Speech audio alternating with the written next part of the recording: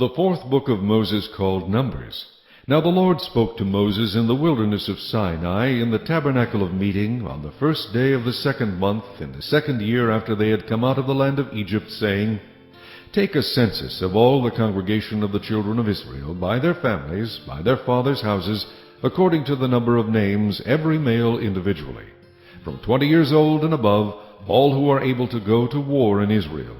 You and Aaron shall number them by their armies. And with you there shall be a man from every tribe, each one the head of his father's house. These are the names of the men who shall stand with you. From Reuben, Elizur, the son of Shedeur. From Simeon, Shelumiel, the son of Zurishaddai. From Judah, Nahshon, the son of Amminadab. From Issachar, Nathanael, the son of Zuar. From Zebulun, Eliab, the son of Helon. From the sons of Joseph, from Ephraim, Elishama, the son of Ammihud. From Manasseh, Gamaliel, the son of Pedazur. From Benjamin, Abidan, the son of Gideoni. From Dan, Ahiezar, the son of Ammishaddai. From Asher, Pagiel, the son of Okran. From Gad, Eliasaph, the son of Deuel. From Naphtali, Ahira, the son of Enan. These were chosen from the congregation, leaders of their fathers' tribes, heads of the divisions in Israel. Then Moses and Aaron took these men who had been mentioned by name, and they assembled all the congregation together on the first day of the 2nd month. And they recited their ancestry by families, by their fathers' houses, according to the number of names, from 20 years old and above, each one individually. As the Lord commanded Moses, so he numbered them in the wilderness of Sinai. Now the children of Reuben, Israel's oldest son, their genealogies by their families, by their father's house, according to the number of names, every male individually, from 20 years old and above, all who were able to go to war. Those who were numbered of the tribe of Reuben were 46,500. From the children of Simeon, their genealogies by their families, by their father's house, of those who were numbered, according to the number of names, every male individually, from 20 years old and above, all who were able to go to war. Those who were numbered of the tribe of Simeon were 59,300. From the children of Gad, their genealogies by their families, by their father's house, according to the number of names, from 20 years old and above, all who were able to go to war. Those who were numbered of the tribe of Gad were 45,650. From the children of Judah, their genealogies by their families, by their father's house, according to the number of names, from 20 years old and above, all who were able to go to war. Those who were numbered of the tribe of Judah were 74,600. From the children of Issachar, their genealogies by their families, by their father's house, according to the number of names, from 20 years old and above, all who were able to go to war. Those who were numbered of the tribe of Issachar were 54,400. From the children of Zebulun, their genealogies by their families, by their father's house, according to the number of names, from 20 years old and above, all who were able to go to war. Those who were numbered of the tribe of Zebulun were 57,400.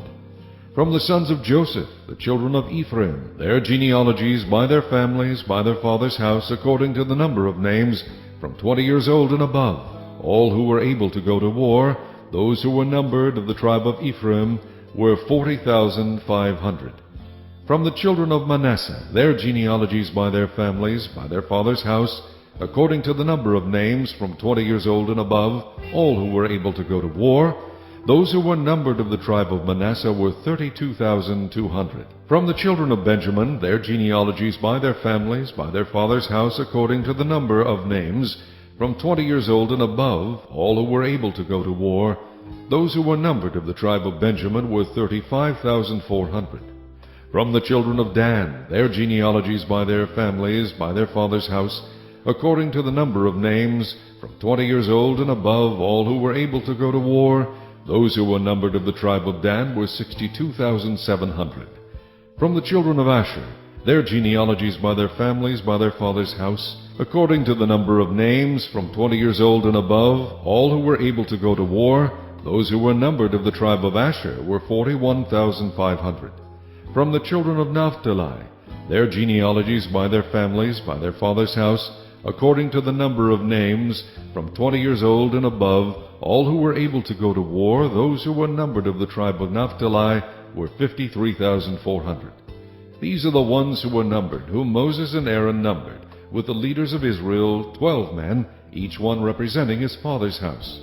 So all who were numbered of the children of Israel by their fathers' houses, from 20 years old and above, all who were able to go to war in Israel, all who were numbered were 603,550. But the Levites were not numbered among them by their fathers' tribe, for the Lord had spoken to Moses, saying, Only the tribe of Levi you shall not number, nor take a census of them among the children of Israel. But you shall appoint the Levites over the tabernacle of the testimony, over all its furnishings, and over all things that belong to it. They shall carry the tabernacle and all its furnishings. They shall attend to it, and camp around the tabernacle. And when the tabernacle is to go forward, the Levites shall take it down. And when the tabernacle is to be set up, the Levites shall set it up. The outsider who comes near shall be put to death. The children of Israel shall pitch their tents, every one by his own camp, every one by his own standard, according to their armies. But the Levites shall camp around the tabernacle of the testimony, that there may be no wrath on the congregation of the children of Israel, and the Levites shall keep charge of the tabernacle of the testimony. Thus the children of Israel did according to all that the Lord commanded Moses, so they did.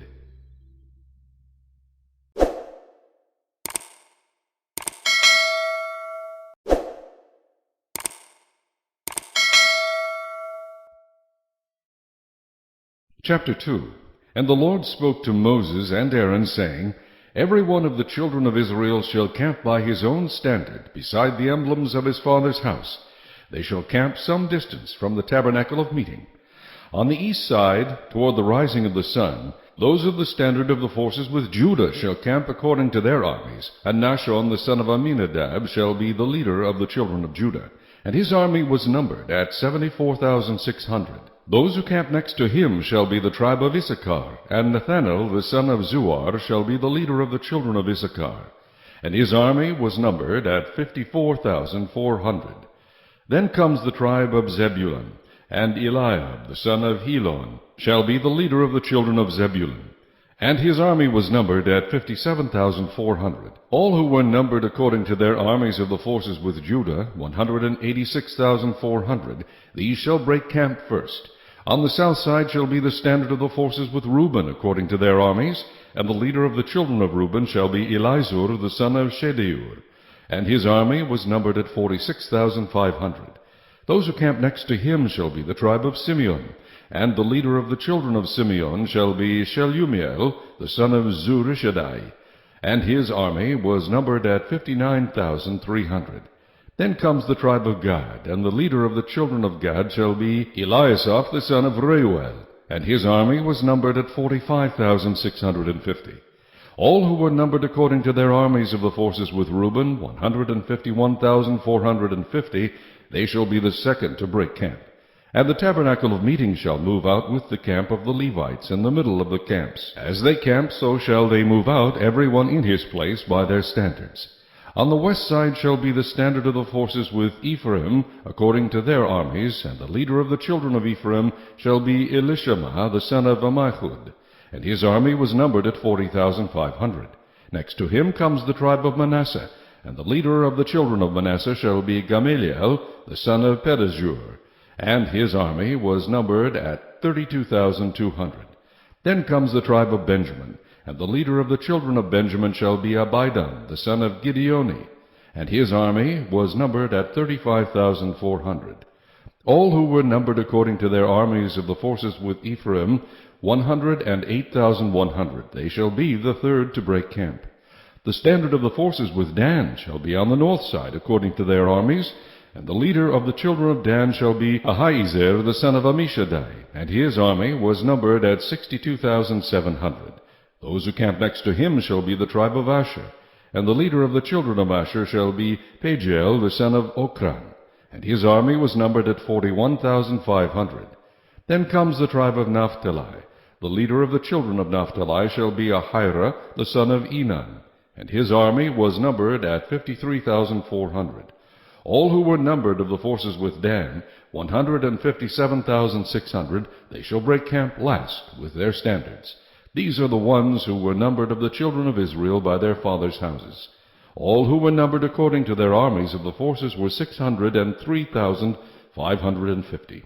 But the Levites were not numbered among the children of Israel, just as the Lord commanded Moses. Thus the children of Israel did according to all that the Lord commanded Moses. So they camped by their standards, and so they broke camp, each one by his family according to their fathers' houses.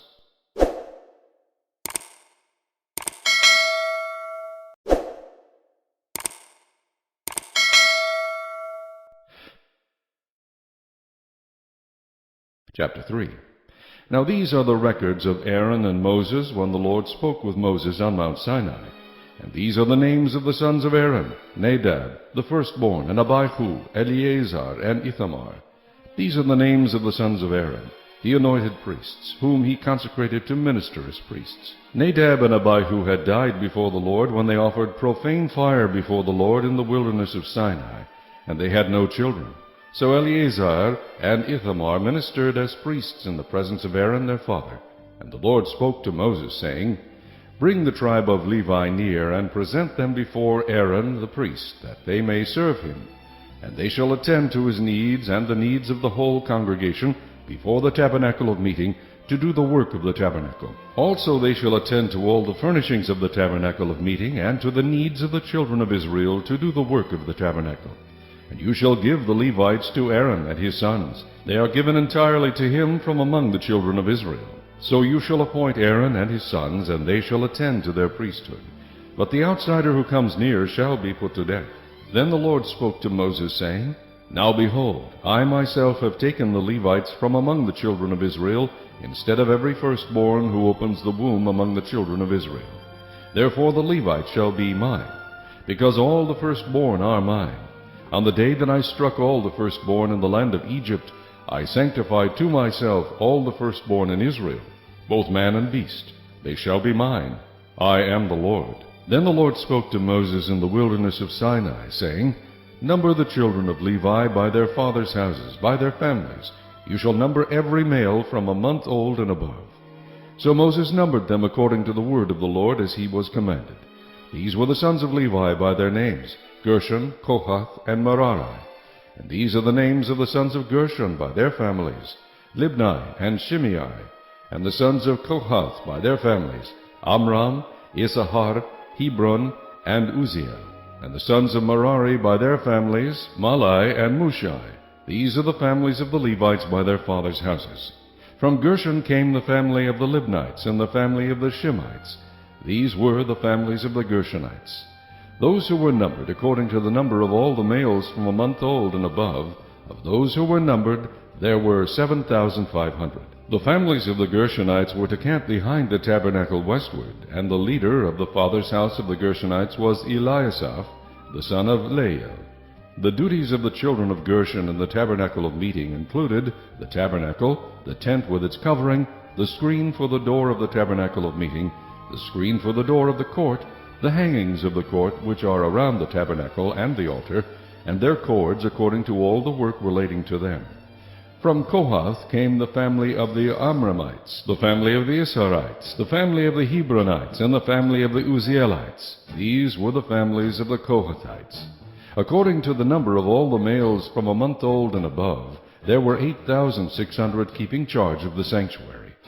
The families of the children of Kohath were to camp on the south side of the tabernacle, and the leader of the father's house of the families of the Kohathites was Elizaphan, the son of Uzziel.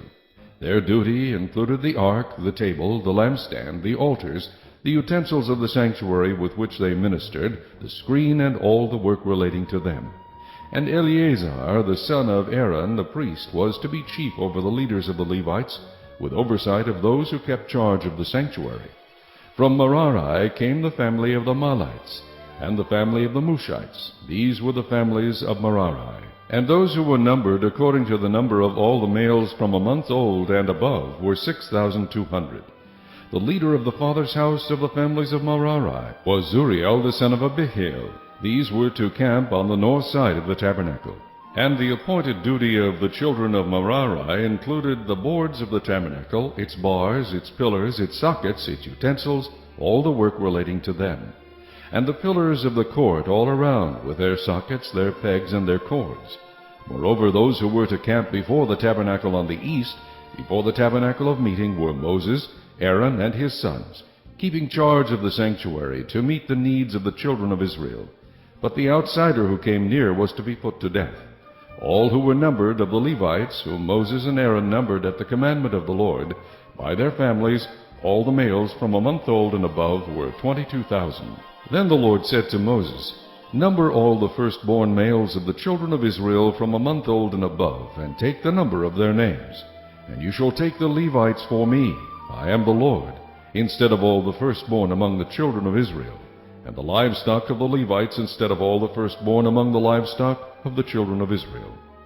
So Moses numbered all the firstborn among the children of Israel, as the Lord commanded him. And all the firstborn males, according to the number of names, from a month old and above, of those who were numbered of them, were 22,273. Then the Lord spoke to Moses, saying, Take the Levites instead of all the firstborn among the children of Israel, and the livestock of the Levites instead of their livestock. The Levites shall be mine. I am the Lord. And for the redemption of the 273 of the firstborn of the children of Israel, who are more than the number of the Levites, you shall take 5 shekels for each one individually. You shall take them in the currency of the shekel of the sanctuary, the shekel of 20 gerahs.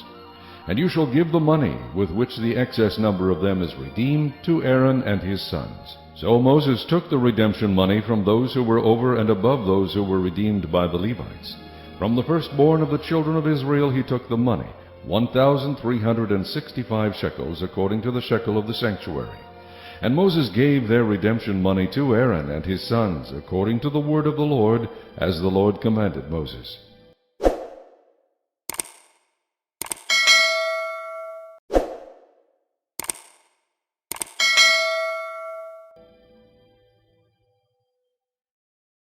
Chapter 4.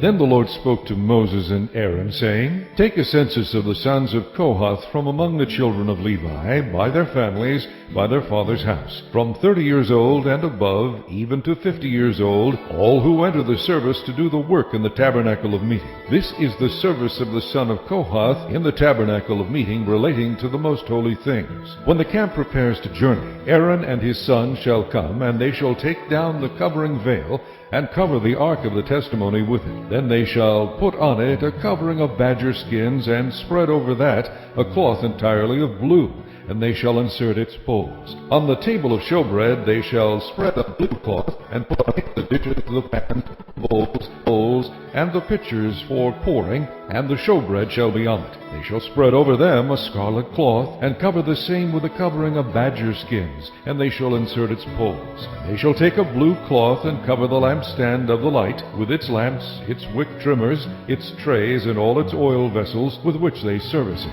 Then they shall put it with all its utensils in a covering of badger skins, and put it on a carrying beam. Over the golden altar they shall spread a blue cloth, and cover it with a covering of badger skins, and they shall insert its poles. Then they shall take all the utensils of service with which they minister in the sanctuary, put them in a blue cloth, cover them with a covering of badger skins, and put them on a carrying beam. Also they shall take away the ashes from the altar, and spread a purple cloth over it. They shall put on it all its implements with which they minister there, the fire pans, the forks, the shovels, the basins, and all the utensils of the altar. And they shall spread on it a covering of badger skins, and insert its poles. And when Aaron and his sons have finished covering the sanctuary, and all the furnishings of the sanctuary, when the camp is set to go, then the sons of Kohath shall come to carry them. But they shall not touch any holy thing, lest they die.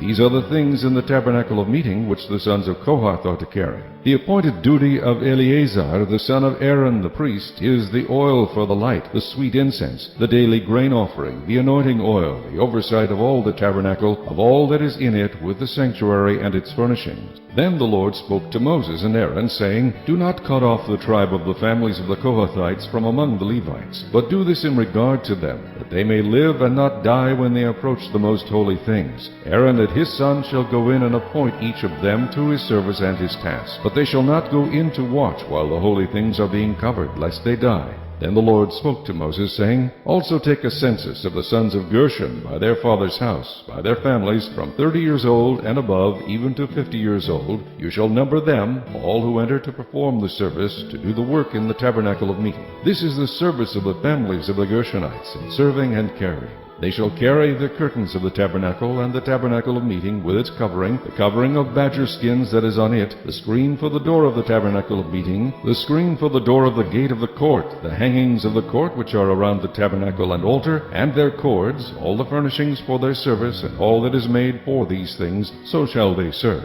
Aaron and his sons shall assign all the service of the sons of the Gershonites, all their tasks and all their service, and you shall appoint to them all their tasks as their duty. This is the service of the families of the sons of Gershon in the tabernacle of meeting, and their duty shall be under the authority of Ithamar, the son of Aaron the priest. As for the sons of Merari, you shall number them by their families and by their father's house. From 30 years old and above, even to 50 years old, you shall number them, everyone who enters the service to do the work of the tabernacle of meeting.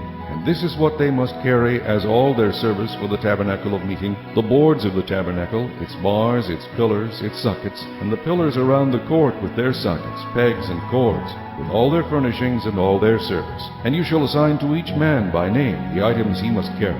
This is the service of the families of the sons of Merari, as all their service for the tabernacle of meeting, under the authority of Ithamar, the son of Aaron the priest. And Moses, Aaron, and the leaders of the congregation numbered the sons of the Kohathites by their families and by their father's house. From 30 years old and above, even to 50 years old, everyone who entered the service for work in the tabernacle of meeting. And those who were numbered by their families were 2,750. These were the ones who were numbered of the families of the Kohathites, all who might serve in the tabernacle of meeting, whom Moses and Aaron numbered, according to the commandment of the Lord by the hand of Moses. And those who were numbered of the sons of Gershon, by their families and by their father's house, from 30 years old and above, even to 50 years old, everyone who entered the service for work in the tabernacle of meeting. Those who were numbered by their families, by their father's house, were 2,630.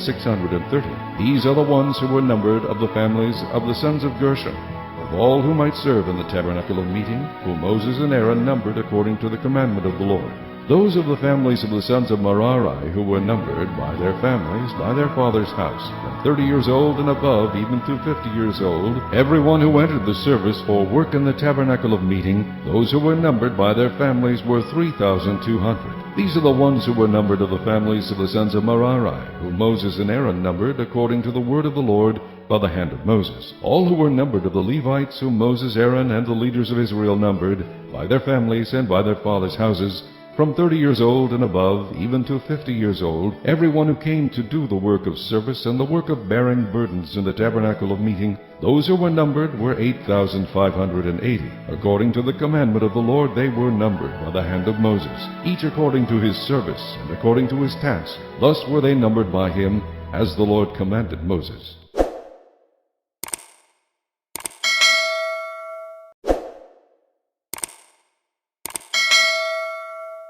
Chapter 5. And the Lord spoke to Moses, saying, Command the children of Israel that they put out of the camp every leper, everyone who has a discharge, and whoever becomes defiled by a corpse. You shall put out both male and female, you shall put them outside the camp, that they may not defile their camps in the midst of which I dwell. And the children of Israel did so, and put them outside the camp, as the Lord spoke to Moses. So the children of Israel did. Then the Lord spoke to Moses, saying, Speak to the children of Israel, when a man or woman commits any sin that men commit in unfaithfulness against the Lord, and that person is guilty, then he shall confess the sin which he has committed. He shall make restitution for his trespass in full, plus 1/5 of it, and give it to the one he has wronged. But if the man has no relative to whom restitution may be made for the wrong, the restitution for the wrong must go to the Lord for the priest, in addition to the ram of the atonement with which atonement is made for him. Every offering of all the holy things of the children of Israel, which they bring to the priest, shall be his.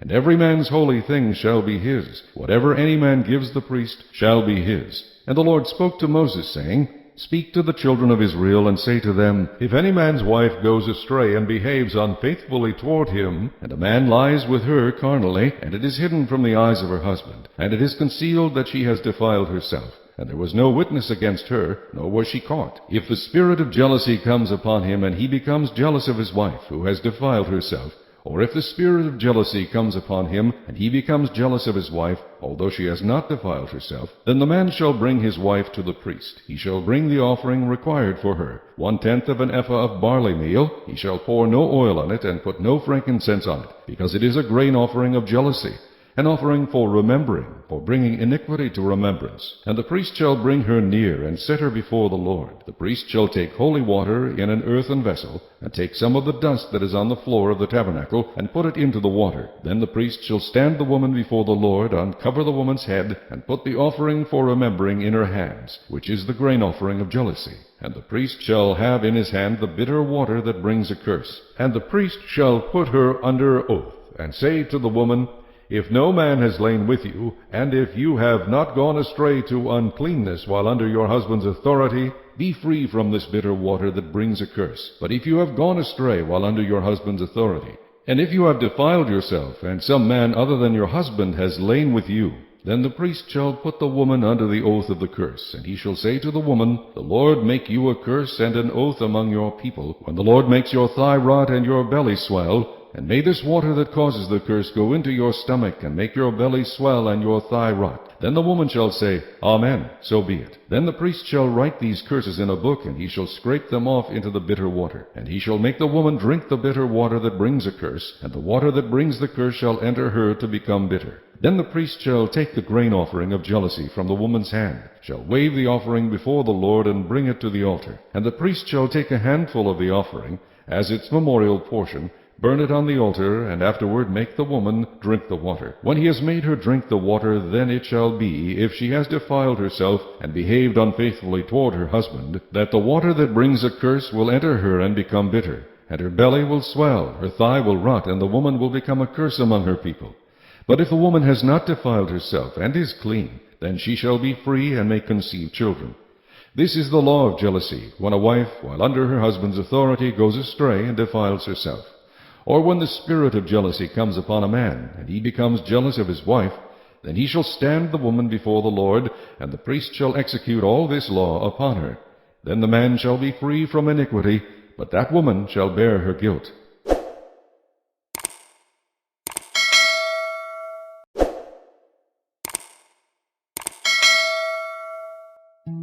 Chapter 6. Then the Lord spoke to Moses, saying, Speak to the children of Israel, and say to them, When either a man or a woman consecrates an offering to take the vow of a Nazirite, to separate himself to the Lord, he shall separate himself from wine and similar drink. He shall drink neither vinegar made from wine, nor vinegar made from similar drink. Neither shall he drink any grape juice, nor eat fresh grapes or raisins. All the days of his separation he shall eat nothing that is produced by the grapevine, from seed to skin. All the days of the vow of his separation no razor shall come upon his head. Until the days are fulfilled for which he separated himself to the Lord, he shall be holy. Then he shall let the locks of the hair of his head grow. All the days that he separates himself to the Lord he shall not go near a dead body. He shall not make himself unclean, even for his father or his mother, for his brother or his sister, when they die, because his separation to God is on his head. All the days of his separation he shall be holy to the Lord. And if anyone dies very suddenly beside him, and he defiles his consecrated head, then he shall shave his head on the day of his cleansing. On the 7th day he shall shave it. Then on the 8th day he shall bring 2 turtle doves or 2 young pigeons to the priest, to the door of the tabernacle of meeting. And the priest shall offer one as a sin offering, and the other as a burnt offering, and make atonement for him, because he sinned in regard to the corpse. And he shall sanctify his head that same day. He shall consecrate to the Lord the days of his separation, and bring a male lamb in its first year as a trespass offering. But the former days shall be lost, because his separation was defiled. Now this is the law of the Nazirite. When the days of his separation are fulfilled, he shall be brought to the door of the tabernacle of meeting, and he shall present his offering to the Lord, 1 male lamb in its first year without blemish as a burnt offering, 1 ewe lamb in its first year without blemish as a sin offering, 1 ram without blemish as a peace offering, a basket of unleavened bread cakes of fine flour mixed with oil, unleavened wafers anointed with oil, and their grain offering with their drink offerings. Then the priest shall bring them before the Lord, and offer his sin offering and his burnt offering, and he shall offer the ram as a sacrifice of a peace offering to the Lord, with a basket of unleavened bread. The priest shall also offer its grain offering and its drink offering. Then the Nazarite shall shave his consecrated head at the door of the tabernacle of meeting, and shall take the hair from his consecrated head, and put it on the fire which is under the sacrifice of the peace offering. And the priest shall take the boiled shoulder of the ram, one unleavened cake from the basket, and one unleavened wafer, and put them upon the hands of the Nazarite after he has shaved his consecrated hair. And the priest shall wave them as a wave offering before the Lord. They are holy for the priest, together with the breast of the wave offering, and the thigh of the heave offering. After that the Nazarite may drink wine. This is the law of the Nazarite who vows to the Lord the offering for his separation. And besides that, whatever else his hand is able to provide according to the vow which he takes, so he must do according to the law of his separation. And the Lord spoke to Moses, saying, Speak to Aaron and his son, saying, This is the way you shall bless the children of Israel. Say to them, The Lord bless you and keep you. The Lord make his face shine upon you, and be gracious to you. The Lord lift up his countenance upon you, and give you peace. So they shall put my name on the children of Israel, and I will bless them.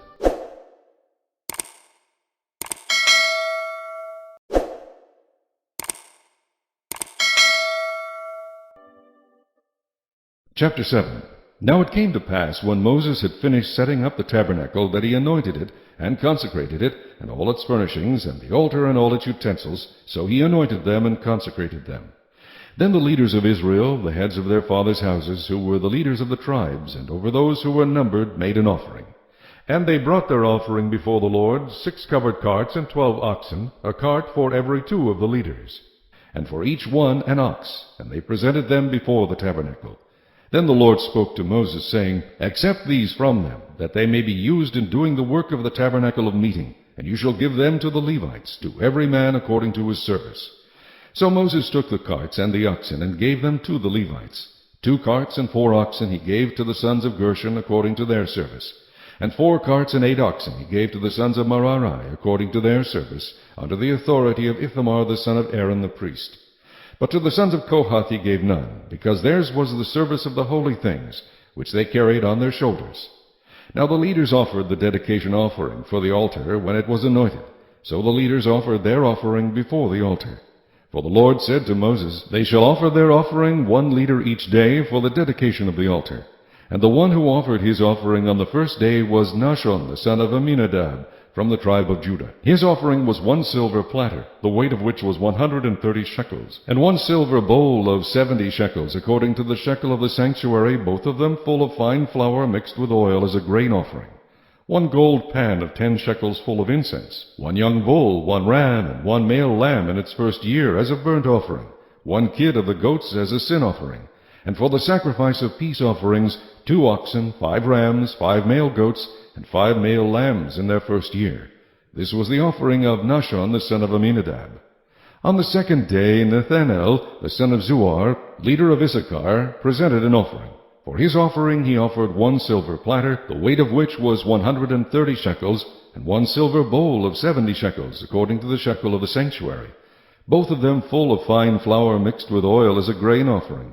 1 gold pan of 10 shekels full of incense, 1 young bull, 1 ram, and 1 male lamb in its first year as a burnt offering, 1 kid of the goats as a sin offering, and as the sacrifice of peace offerings, 2 oxen, 5 rams, 5 male goats, and 5 male lambs in their first year. This was the offering of Nethanel the son of Zuar. On the third day Eliab the son of Helon, leader of the children of Zebulun, presented an offering. His offering was 1 silver platter, the weight of which was 130 shekels, and 1 silver bowl of 70 shekels, according to the shekel of the sanctuary, both of them full of fine flour mixed with oil as a grain offering. 1 gold pan of 10 shekels full of incense, 1 young bull, 1 ram, and 1 male lamb in its first year as a burnt offering, 1 kid of the goats as a sin offering, and for the sacrifice of peace offerings, 2 oxen, 5 rams, 5 male goats, and 5 male lambs in their first year. This was the offering of Eliab the son of Helon. On the fourth day Elizur the son of Shedeur, leader of the children of Reuben, presented an offering. His offering was 1 silver platter, the weight of which was 130 shekels, and 1 silver bowl of 70 shekels, according to the shekel of the sanctuary, both of them full of fine flour mixed with oil as a grain offering. 1 gold pan of 10 shekels full of incense, 1 young bull, 1 ram, and 1 male lamb in its first year, as a burnt offering. 1 kid of the goats as a sin offering. And as the sacrifice of peace offerings, 2 oxen, 5 rams, 5 male goats, and 5 male lambs in their first year. This was the offering of Eliezer, the son of Shedeur. On the 5th day, Shelumiel, the son of Zurishaddai, leader of the children of Simeon, presented an offering. His offering was 1 silver platter, the weight of which was 130 shekels, and 1 silver bowl of 70 shekels, according to the shekel of the sanctuary, both of them full of fine flour mixed with oil, as a grain offering. 1 gold pan of 10 shekels, full of incense, 1 young bull, 1 ram, and 1 male lamb in its first year, as a burnt offering. 1 kid of the goats as a sin offering. And as the sacrifice of peace offerings, 2 oxen, 5 rams, 5 male goats, and 5 male lambs in their first year. This was the offering of Shelumiel, the son of Zurishaddai. On the 6th day, Eliasaph, the son of Deuel, leader of the children of Gad, presented an offering. His offering was 1 silver platter, the weight of which was 130 shekels, and 1 silver bowl of 70 shekels, according to the shekel of the sanctuary, both of them full of fine flour mixed with oil, as a grain offering. 1 gold pan of 10 shekels, full of incense, 1 young bull, 1 ram, and 1 male lamb in its first year, as a burnt offering. 1 kid of the goats as a sin offering. And as the sacrifice of peace offerings, 2 oxen, 5 rams, 5 male goats, and 5 male lambs in their first year. This was the offering of Eliasaph, the son of Deuel. On the 7th day, Elishama, the son of Ammihud, leader of the children of Ephraim, presented an offering. His offering was 1 silver platter, the weight of which was 130 shekels, and 1 silver bowl of 70 shekels, according to the shekel of the sanctuary, both of them full of fine flour mixed with oil, as a grain offering. 1 gold pan of 10 shekels, full of incense, 1 young bull, 1 ram, and 1 male lamb in its first year, as a burnt offering. 1 kid of the goats as a sin offering. And as the sacrifice of peace offerings, 2 oxen, 5 rams, 5 male goats, and 5 male lambs in their first year. This was the offering of Elishama, the son of Ammihud. On the 8th day, Gamaliel, the son of Pedahzur, leader of the children of Manasseh, presented an offering. His offering was 1 silver platter, the weight of which was 130 shekels, and 1 silver bowl of 70 shekels, according to the shekel of the sanctuary, both of them full of fine flour mixed with oil, as a grain offering. 1 gold pan of 10 shekels, full of incense, 1 young bull, 1 ram, and 1 male lamb in its first year, as a burnt offering. 1 kid of the goats as a sin offering. And as the sacrifice of peace offerings, 2 oxen, 5 rams, 5 male goats, and 5 male lambs in their first year. This was the offering of Gamaliel, the son of Pedahzur. On the 9th day, Abidan, the son of Gideoni, leader of the children of Benjamin, presented an offering. His offering was 1 silver platter, the weight of which was 130 shekels, and 1 silver bowl of 70 shekels, according to the shekel of the sanctuary, both of them full of fine flour mixed with oil, as a grain offering. 1 gold pan of 10 shekels, full of incense, 1 young bull, 1 ram, and 1 male lamb in its first year, as a burnt offering. 1 kid of the goats as a sin offering. And as the sacrifice of peace offerings, 2 oxen, 5 rams, 5 male goats, and 5 male lambs in their first year. This was the offering of Abidan, the son of Gideoni. On the 10th day, Ahiezer, the son of Ammishaddai, leader of the children of Dan, presented an offering. His offering was 1 silver platter, the weight of which was 130 shekels, and 1 silver bowl of 70 shekels, according to the shekel of the sanctuary, both of them full of fine flour mixed with oil, as a grain offering. 1 gold pan of 10 shekels, full of incense. 1 young bull, 1 ram, and 1 male lamb in its first year, as a burnt offering. 1 kid of the goats as a sin offering. And as the sacrifice of peace offerings, 2 oxen, 5 rams, 5 male goats, and 5 male lambs in their first year. This was the offering of Ahiezer, the son of Ammishaddai. On the 11th day, Pagiel, the son of Ochran, leader of the children of Asher, presented an offering. His offering was 1 silver platter, the weight of which was 130 shekels, and 1 silver bowl of 70 shekels, according to the shekel of the sanctuary, both of them full of fine flour mixed with oil, as a grain offering. 1 gold pan of 10 shekels, full of incense, 1 young bull, 1 ram, and 1 male lamb in its first year, as a burnt offering. 1 kid of the goats as a sin offering. And as the sacrifice of peace offerings, 2 oxen, 5 rams, 5 male goats, and 5 male lambs in their first year. This was the offering of Pagiel, the son of Ochran.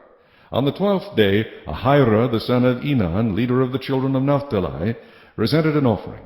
His offering was 1 silver platter, the weight of which was 130 shekels, and 1 silver bowl of 70 shekels, according to the shekel of the sanctuary, both of them full of fine flour mixed with oil as a grain offering, 1 gold pan of 10 shekels full of incense, 1 young bull, 1 ram, and 1 male lamb in its first year as a burnt offering, 1 kid of the goats as a sin offering, and as the sacrifice of peace offerings, 2 oxen, 5 rams, 5 male goats, and 5 male lambs in their first year. This was the offering of Ahira, the son of Enan. This was the dedication offering for the altar from the leaders of Israel when it was anointed, 12 silver platters, 12 silver bowls, and 12 gold pans. Each silver platter weighed 130 shekels, and each bowl 70 shekels. All the silver of the vessels weighed 2,400 shekels, according to the shekel of the sanctuary. The 12 gold pans full of incense weighed 10 shekels apiece, according to the shekel of the sanctuary. All the gold of the pans weighed 120 shekels. All the oxen for the burnt offering were 12 young bulls, the rams 12, the male lambs in their first year 12, with their grain offering, and the kids of the goats as a sin offering 12.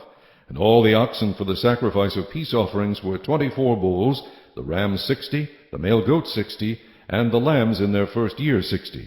This was the dedication offering for the altar after it was anointed.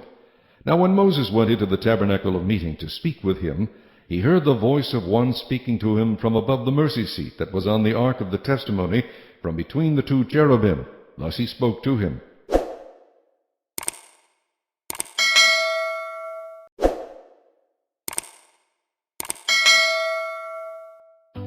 Chapter 8. And the Lord spoke to Moses, saying, Speak to Aaron, and say to him, When you arrange the lamps, the 7 lamps shall give light in front of the lampstand. And Aaron did so. He arranged the lamps to face toward the front of the lampstand, as the Lord commanded Moses. Now this workmanship of the lampstand was hammered gold. From its shaft to its flowers it was hammered wood. According to the pattern which the Lord had shown Moses, so he made the lampstand. Then the Lord spoke to Moses, saying, Take the Levites from among the children of Israel, and cleanse them ceremonially. Thus you shall do to them to cleanse them, sprinkle water of purification on them, and let them shave all their body. And let them wash their clothes, and so make themselves clean. Then let them take a young bull with its grain offering of fine flour mixed with oil. And you shall take another young bull as a sin offering. And you shall bring the Levites before the tabernacle of meeting. And you shall gather together the whole congregation of the children of Israel. So you shall bring the Levites before the Lord, and the children of Israel shall lay their hands on the Levites. And Aaron shall offer the Levites before the Lord like a wave offering from the children of Israel, that they may perform the work of the Lord. Then the Levites shall lay their hands on the heads of the young bulls, and you shall offer one as a sin offering, and the other as a burnt offering to the Lord, to make atonement for the Levites. And you shall stand the Levites before Aaron and his sons, and then offer them like a wave offering to the Lord. Thus you shall separate the Levites from among the children of Israel, and the Levites shall be mine. After that the Levites shall go in to service the tabernacle of meeting. So you shall cleanse them and offer them like a wave offering. For they are wholly given to me from among the children of Israel. I have taken them for myself instead of all who open the womb, the firstborn of all the children of Israel. For all the firstborn among the children of Israel are mine, both man and beast. On the day that I struck all the firstborn in the land of Egypt, I sanctified them to myself. I have taken the Levites instead of all the firstborn of the children of Israel.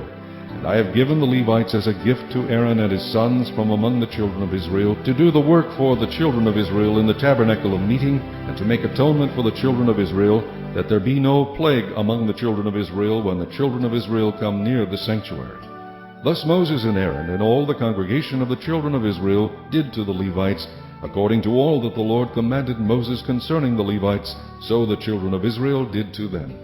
And the Levites purified themselves and washed their clothes. Then Aaron presented them like a wave offering before the Lord, and Aaron made atonement for them to cleanse them. After that the Levites went in to do their work in the tabernacle of meeting before Aaron and his sons. As the Lord commanded Moses concerning the Levites, so they did to them. Then the Lord spoke to Moses, saying, This is what pertains to the Levites. From 25 years old and above, one may enter to perform service in the work of the tabernacle of meeting. And at the age of 50 years they must cease performing this work, and shall work no more. They may minister with their brethren in the tabernacle of meeting to attend to needs, but they themselves shall do no work. Thus you shall do to the Levites regarding their duties.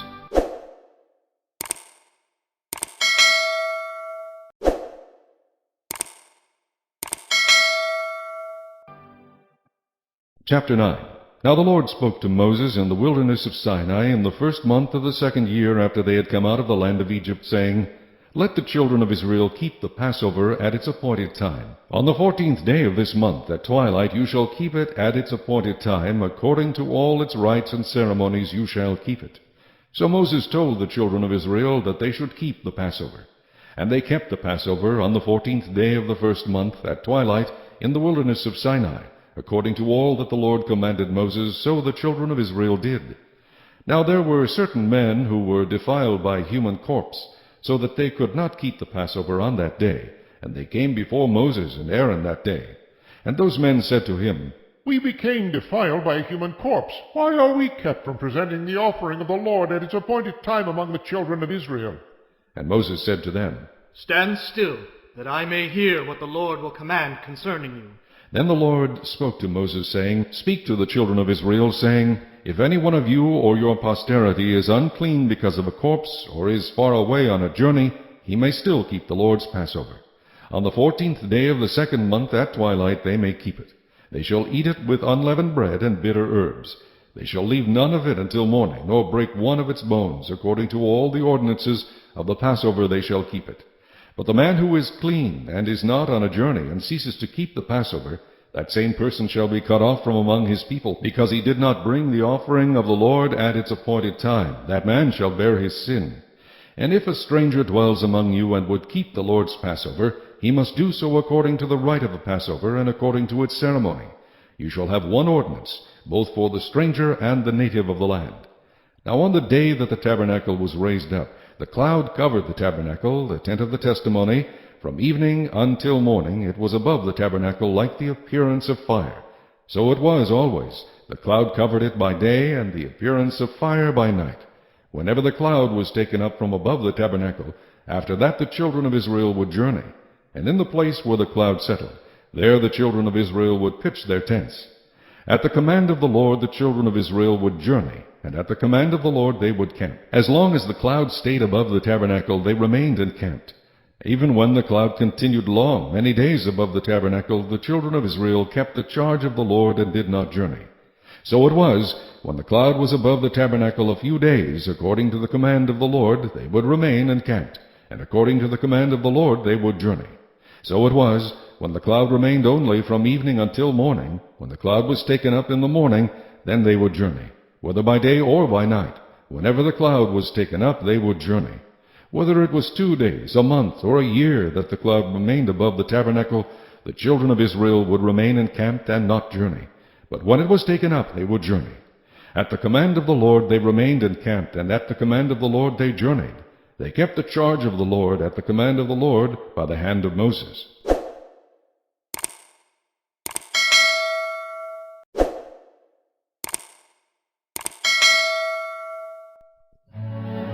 Chapter 10.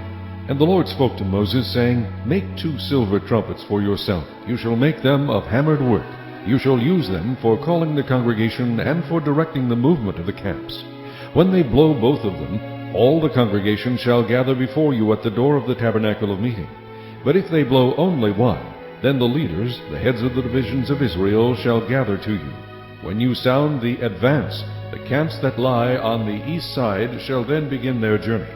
When you sound the advance the 2nd time, then the camps that lie on the south side shall begin their journey. They shall sound the call for them to begin their journeys. And when the assembly is to be gathered together, you shall blow, but not sound the advance. The sons of Aaron, the priest, shall blow the trumpets, and these shall be to you as an ordinance forever throughout your generations. When you go to war in your land against the enemy who oppresses you, then you shall sound an alarm with the trumpets. And you will be remembered before the Lord your God, and you will be saved from your enemies. Also in the day of your gladness, in your appointed feasts, and at the beginning of your months, you shall blow the trumpets over your burnt offerings and over the sacrifices of your peace offerings, and they shall be a memorial for you before your God. I am the Lord your God. Now it came to pass on the 20th day of the 2nd month in the 2nd year that the cloud was taken up from above the tabernacle of the testimony. And the children of Israel set out from the wilderness of Sinai on their journeys. Then the cloud settled down in the wilderness of Paran.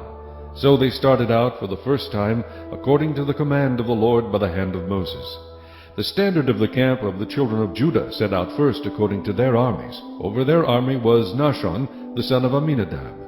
Over the army of the tribe of the children of Issachar was Nethanel, the son of Zuar. And over the army of the tribe of the children of Zebulun was Eliab, the son of Helon. Then the tabernacle was taken down, and the sons of Gershon and the sons of Merari set out, carrying the tabernacle.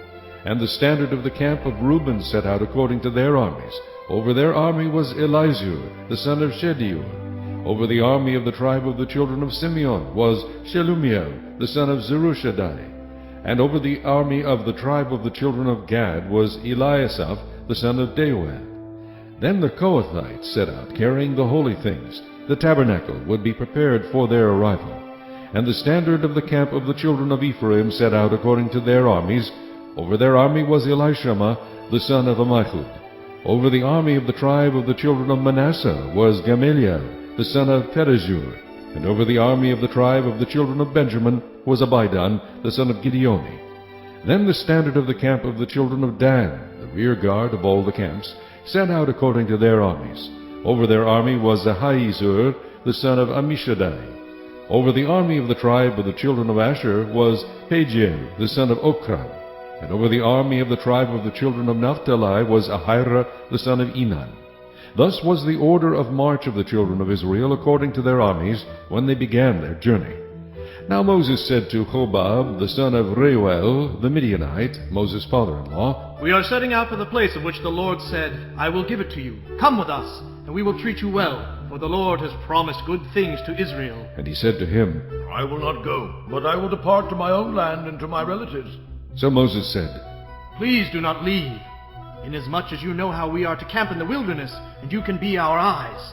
And it shall be, if you go with us, indeed it shall be, that whatever good the Lord will do to us, the same we will do to you. So they departed from the mountain of the Lord on a journey of 3 days. And the ark of the covenant of the Lord went before them for the 3 days' journey, to search out a resting place for them. And the cloud of the Lord was above them by day when they went out from the camp. So it was, whenever the ark set out, that Moses said, Rise up, O Lord! Let your enemies be scattered, and let those who hate you flee before you. And when it rested, he said, Return, O Lord, to the many thousands of Israel.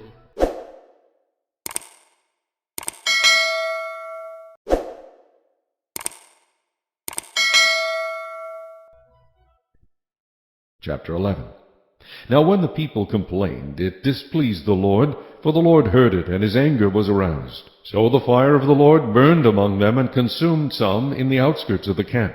Then the people cried out to Moses, and when Moses prayed to the Lord, the fire was quenched. So he called the name of the place Taberah, because the fire of the Lord had burned among them. Now the mixed multitude who were among them yielded to intense craving. So the children of Israel also wept again, and said, Who will give us meat to eat? We remember the fish which we ate freely in Egypt, the cucumbers, the melons, the leeks, the onions, and the garlic. But now our whole being is dried up. There is nothing at all except this manna before our eyes. Now the manna was like coriander seed, and its color like the color of bdellium. The people went about and gathered it, ground it on millstones, or beat it in the mortar, cooked it in pans, and made cakes of it. And its taste was like the taste of pastry prepared with oil. And when the dew fell on the camp in the night, the manna fell on it.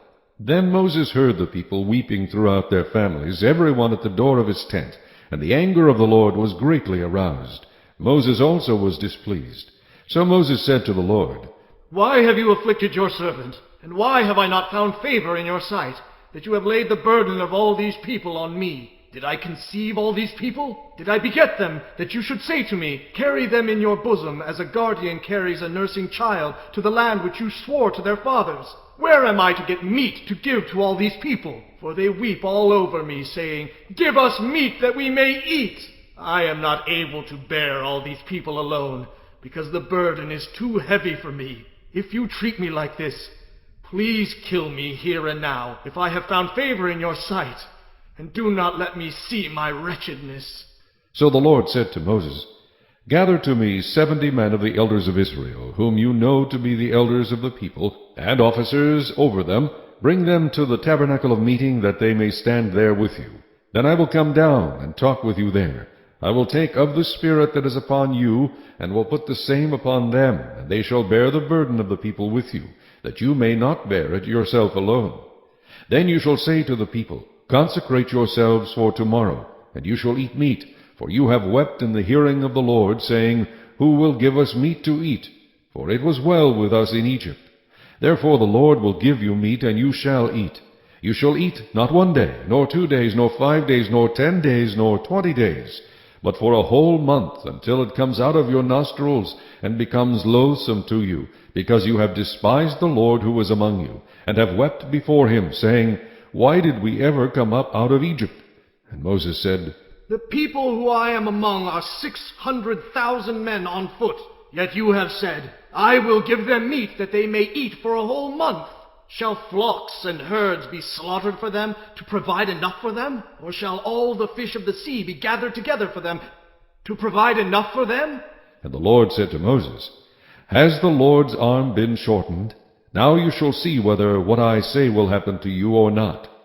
So Moses went out and told the people the words of the Lord, and he gathered the 70 men of the elders of the people and placed them around the tabernacle. Then the Lord came down in the cloud and spoke to him, and took of the Spirit that was upon him, and placed the same upon the 70 elders. And it happened, when the Spirit rested upon them, that they prophesied, although they never did so again. But 2 men had remained in the camp. The name of one was Eldad, and the name of the other was Medad. And the Spirit rested upon them.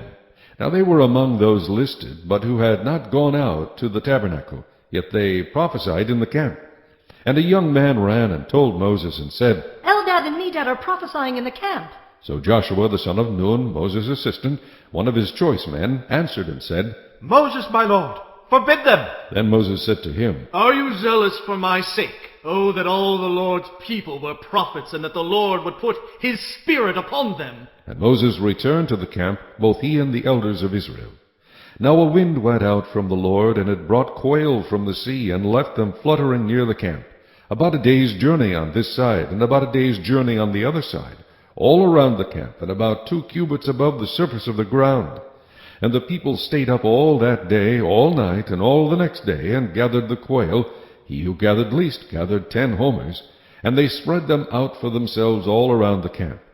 But while the meat was still between their teeth, before it was chewed, the wrath of the Lord was aroused against the people, and the Lord struck the people with a very great plague.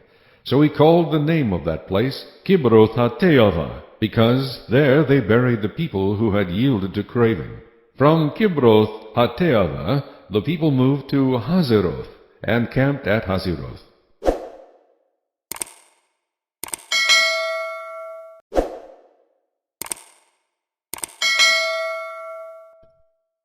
Chapter 12. Then Miriam and Aaron spoke against Moses because of the Ethiopian woman whom he had married, for he had married an Ethiopian woman. So they said, Has the Lord indeed spoken only through Moses? Has he not spoken through us also? And the Lord heard it. Now the man Moses was very humble, more than all men who were on the face of the earth. Suddenly the Lord said to Moses, Aaron, and Miriam, Come out, you 3, to the tabernacle of meeting. So the 3 came out. Then the Lord came down in the pillar of cloud, and stood in the door of the tabernacle, and called Aaron and Miriam, and they both went forward. Then he said, Hear now my words. If there is a prophet among you, I, the Lord, make myself known to him in a vision. I speak to him in a dream. Not so with my servant Moses. He is faithful in all my house. I speak with him face to face, even plainly, and not in dark sayings. And he sees the form of the Lord. Why then were you not afraid to speak against my servant Moses?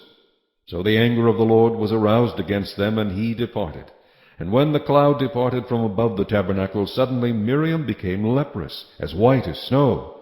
Then Aaron turned toward Miriam, and there she was, a leper. So Aaron said to Moses, O my Lord, please do not lay this sin on us, in which we have done foolishly, and in which we have sinned. Please do not let her be as one dead, whose flesh is half consumed, when he comes out of his mother's womb. So Moses cried out to the Lord, saying, Please heal her, O God, I pray. Then the Lord said to Moses, If her father had but spit in her face, would she not be shamed 7 days? Let her be shut out of the camp 7 days, and afterward she may be received again. So Miriam was shut out of the camp 7 days, and the people did not journey till Miriam was brought in again. And afterward the people moved from Hazeroth, and camped in the wilderness of Paran.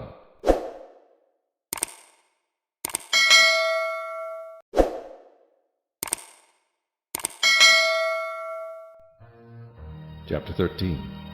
And the Lord spoke to Moses, saying, Send men to spy out the land of Canaan, which I am giving to the children of Israel.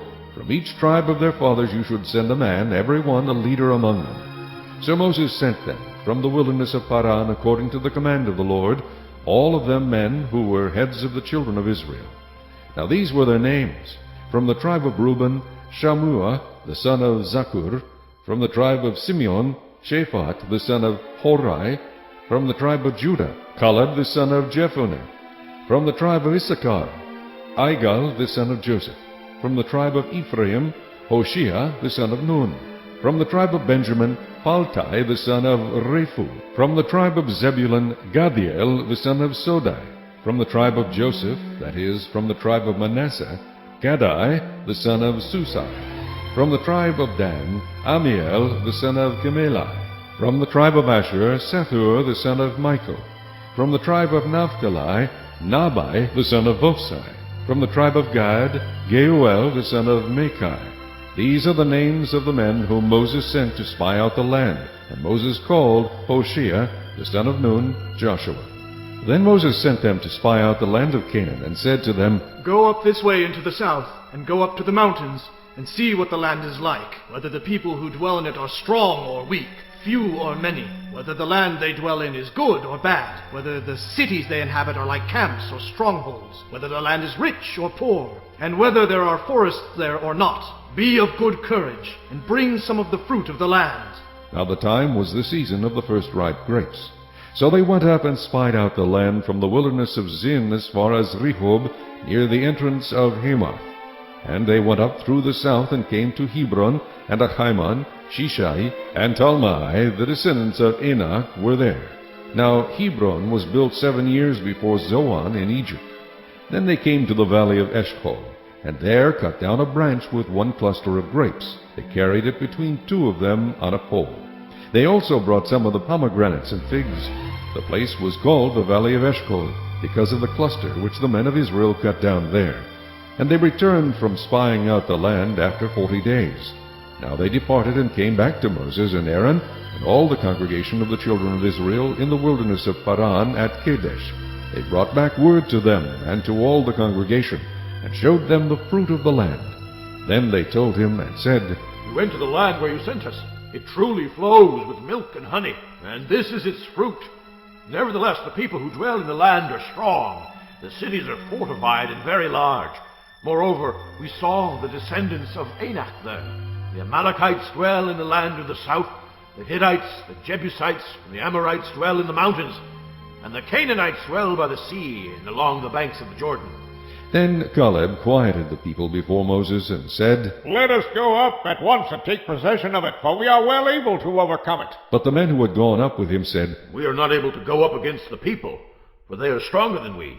And they gave the children of Israel a bad report of the land which they had spied out, saying, The land through which we have gone as spies is a land that devours its inhabitants, and all the people whom we saw in it are men of great stature. There we saw the giants. The descendants of Anak came from the giants, and we were like grasshoppers in our own sight, and so we were in their sight.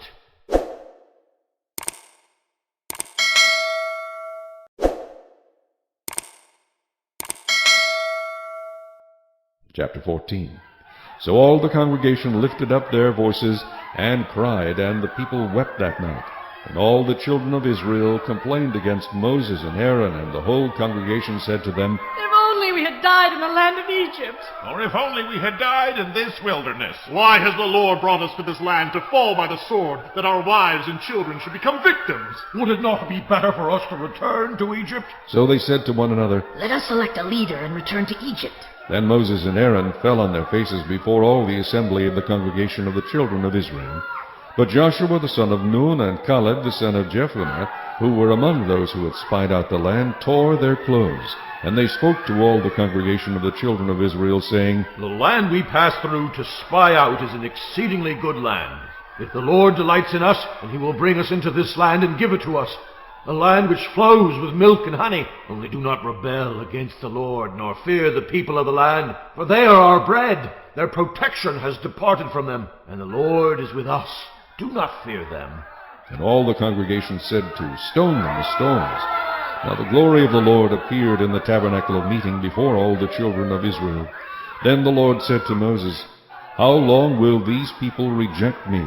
And how long will they not believe me with all the signs which I have performed among them? I will strike them with a pestilence and disinherit them, and I will make of you a nation greater and mightier than they. And Moses said to the Lord, Then the Egyptians will hear it, for by your might you brought these people up from among them. And they will tell it to the inhabitants of this land. They have heard that you, Lord, are among these people, that you, Lord, are seen face to face, and your cloud stands above them, and you go before them in a pillar of cloud by day, and in a pillar of fire by night. Now, if you kill these people as one man, then the nations which have heard of your fame will speak, saying, Because the Lord was not able to bring these people to the land which he swore to give them, therefore he killed them in the wilderness. And now I pray, let the power of my Lord be great, just as you have spoken, saying, The Lord is long-suffering and abundant in mercy, forgiving iniquity and transgression. But he by no means clears the guilty, visiting the iniquity of the fathers on the children to the third and fourth generation. Pardon the iniquity of this people, I pray, according to the greatness of your mercy, just as you have forgiven this people from Egypt even until now. Then the Lord said, I have pardoned according to your word, but truly as I live, all the earth shall be filled with the glory of the Lord, because all these men who have seen my glory and the signs which I did in Egypt and in the wilderness, and have put me to the test now these 10 times, and have not heeded my voice, they certainly shall not see the land of which I swore to their fathers, nor shall any of those who rejected me see it. But my servant Caleb, because he has a different spirit in him, and has followed me fully, I will bring into the land where he went, and his descendants shall inherit it. Now the Amalekites and the Canaanites dwell in the valley. Tomorrow turn and move out into the wilderness by the way of the Red Sea. And the Lord spoke to Moses and Aaron, saying, How long shall I bear with this evil congregation who complain against me? I have heard the complaints which the children of Israel make against me. Say to them, As I live, says the Lord, just as you have spoken in my hearing, so I will do to you. The carcasses of you who have complained against me shall fall in this wilderness, all of you who were numbered according to your entire number, from 20 years old and above, except for Caleb the son of Jephunneh, and Joshua the son of Nun. You shall by no means enter the land which I swore I would make you dwell in. But your little ones, whom you said would be victims, I will bring in, and they shall know the land which you have despised. But as for you, your carcasses shall fall in this wilderness, and your sons shall be shepherds in the wilderness 40 years, and bear the brunt of your infidelity, until your carcasses are consumed in the wilderness. According to the number of the days in which you spied out the land, 40 days, for each day you shall bear your guilt 1 year, namely 40 years, and you shall know my rejection. I, the Lord, have spoken this. I will surely do so to all this evil congregation who are gathered together against me. In this wilderness they shall be consumed, and there they shall die. Now the men whom Moses sent to spy out the land, who returned and made all the congregation complain against him by bringing a bad report of the land, those very men who brought the evil report about the land died by the plague before the Lord. But Joshua the son of Nun and Caleb the son of Jephunneh remained alive, of the men who went to spy out the land. Then Moses told these words to all the children of Israel, and the people mourned greatly. And they rose early in the morning and went up to the top of the mountain, saying, Here we are, and we will go up to the place which the Lord has promised, for we have sinned. And Moses said, Now why do you transgress the command of the Lord? For this will not succeed. Do not go up, lest you be defeated by your enemies, for the Lord is not among you. For the Amalekites and the Canaanites are there before you, and you shall fall by the sword, because you have turned away from the Lord. The Lord will not be with you. But they presumed to go up to the mountaintop. Nevertheless, neither the ark of the covenant of the Lord nor Moses departed from the camp. Then the Amalekites and the Canaanites who dwelt in that mountain came down and attacked them, and drove them back as far as Hormah.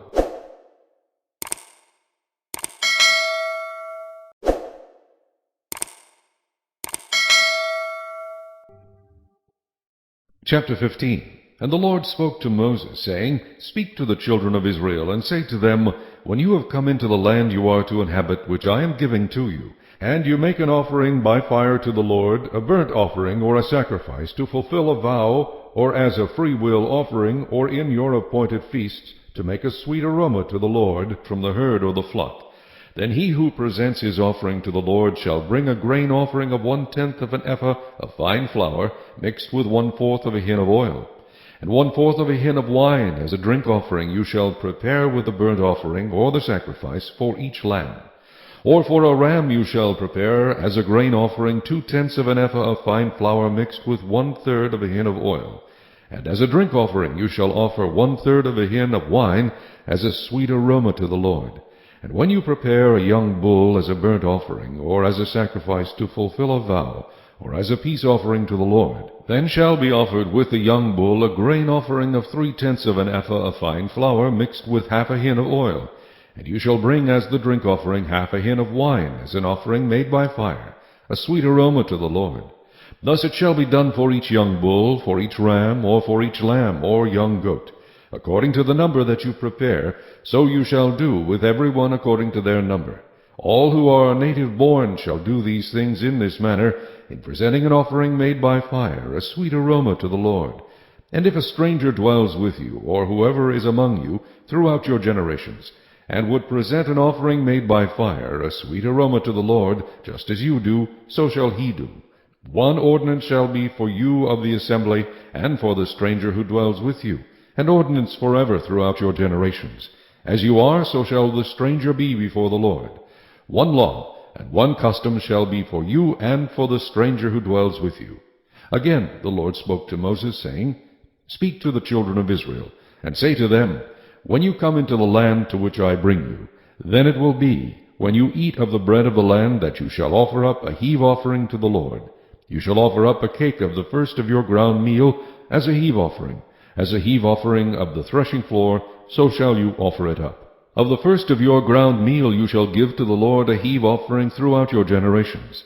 If you sin unintentionally and do not observe all these commandments which the Lord has spoken to Moses, all that the Lord has commanded you by the hand of Moses, from the day the Lord gave commandment and onward throughout your generations, then it will be, if it is unintentionally committed without the knowledge of the congregation, that the whole congregation shall offer one young bull as a burnt offering, as a sweet aroma to the Lord, with its grain offering and its drink offering, according to the ordinance, and one kid of the goats as a sin offering.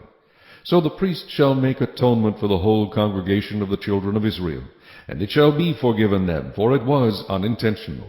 They shall bring their offering, an offering made by fire to the Lord, and their sin offering before the Lord for their unintended sin. It shall be forgiven the whole congregation of the children of Israel, and the stranger who dwells among them, because all the people did it unintentionally. And if a person sins unintentionally, then he shall bring a female goat in its first year as a sin offering. So the priest shall make atonement for the person who sins unintentionally, when he sins unintentionally before the Lord, to make atonement for him, and it shall be forgiven him. You shall have one law for him who sins unintentionally, for him who is native-born among the children of Israel, and for the stranger who dwells among them. But the person who does anything presumptuously, whether he is native-born or a stranger, that one brings reproach on the Lord, and he shall be cut off from among his people, because he has despised the word of the Lord, and has broken his commandment. That person shall be completely cut off. His guilt shall be upon him. Now while the children of Israel were in the wilderness, they found a man gathering sticks on the Sabbath day. And those who found him gathering sticks brought him to Moses and Aaron, and to all the congregation. They put him under guard, because it had not been explained what should be done to him. Then the Lord said to Moses, The man must surely be put to death. All the congregation shall stone him with stones outside the camp. So as the Lord commanded Moses, all the congregation brought him outside the camp, and stoned him with stones, and he died. Again the Lord spoke to Moses, saying, Speak to the children of Israel, tell them to make tassels on the corners of their garments throughout their generations, and to put a blue thread in the tassels of the corners. And you shall have the tassel, that you may look upon it, and remember all the commandments of the Lord, and do them, and that you may not follow the harlotry to which your own heart and your own eyes are inclined, and that you may remember and do all my commandments, and be holy for your God. I am the Lord your God, who brought you out of the land of Egypt to be your God. I am the Lord your God.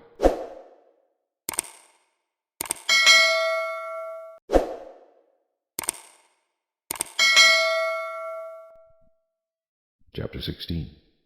Now Korah, the son of Ishar, the son of Kohath, the son of Levi, with Dathan and Abiram, the sons of Eliab, and On, the son of Peleth, sons of Reuben, took men, and they rose up before Moses with some of the children of Israel, 250 leaders of the congregation, representatives of the congregation, men of renown. They gathered together against Moses and Aaron, and said to them, You take too much upon yourselves, for all the congregation is holy, every one of them, and the Lord is among them. Why then do you exalt yourselves above the assembly of the Lord? So when Moses heard it, he fell on his face, and he spoke to Korah and all his company, saying, Tomorrow morning the Lord will show who is his and who is holy, and will cause him to come near to him. That one whom he chooses he will cause to come near to him. Do this. Take censers, Korah and all your company. Put fire in them, and put incense in them before the Lord tomorrow. And it shall be that the man whom the Lord chooses is the Holy One. You take too much upon yourselves, you sons of Levi. Then Moses said to Korah, Hear now, you sons of Levi. Is it a small thing to you that the God of Israel has separated you from the congregation of Israel to bring you near to himself, to do the work of the tabernacle of the Lord, and to stand before the congregation to serve them, and that he has brought you near to himself, you and all your brethren, the sons of Levi, with you? And are you seeking the priesthood also? Therefore, you and all your company are gathered together against the Lord. And what is Aaron that you complain against him? And Moses sent to call Dathan and Abiram, the sons of Eliab. But they said, We will not come up. Is it a small thing that you have brought us up out of a land flowing with milk and honey to kill us in the wilderness, that you should keep acting like a prince over us? Moreover, you have not brought us into a land flowing with milk and honey, nor given us inheritance of fields and vineyards. Will you put out the eyes of these men? We will not come up. Then Moses was very angry, and said to the Lord, Do not respect their offering. I have not taken one donkey from them, nor have I hurt one of them. And Moses said to Korah, Tomorrow you and all your company be present before the Lord, you and they, as well as Aaron. Let each take his censer and put incense in it, and each of you bring his censer before the Lord, 250 censers, both you and Aaron, each with his censer. So every man took his censer, put fire in it, laid incense on it, and stood at the door of the tabernacle of meeting with Moses and Aaron. And Korah gathered all the congregation against them at the door of the tabernacle of meeting. Then the glory of the Lord appeared to all the congregation. And the Lord spoke to Moses and Aaron, saying, Separate yourselves from among this congregation, that I may consume them in a moment. Then they fell on their faces and said, O God, the God of the spirits of all flesh, shall one man sin, and you be angry with all the congregation? So the Lord spoke to Moses, saying, Speak to the congregation, saying, Get away from the tents of Korah, Dathan, and Abiram. Then Moses rose and went to Dathan and Abiram, and the elders of Israel followed him. And he spoke to the congregation, saying, Depart now from the tents of these wicked men. Touch nothing of theirs, lest you be consumed in all their sins. So they got away from around the tents of Korah, Dathan, and Abiram. And Dathan and Abiram came out and stood at the door of the tents, with their wives, their sons, and their little children. And Moses said, By this you shall know that the Lord has sent me to do all these works, for I have not done them of my own will. If these men die naturally like all men, or if they are visited by the common fate of all men, then the Lord has not sent me.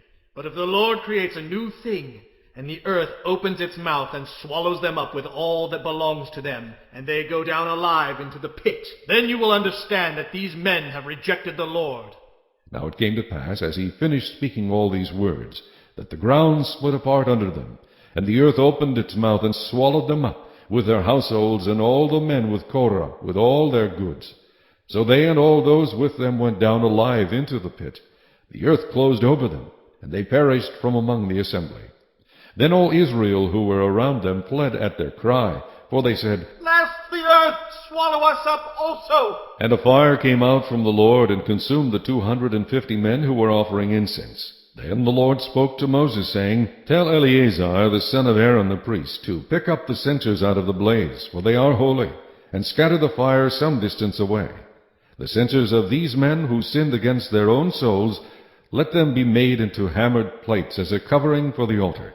Because they presented them before the Lord, therefore they are holy, and they shall be a sign to the children of Israel.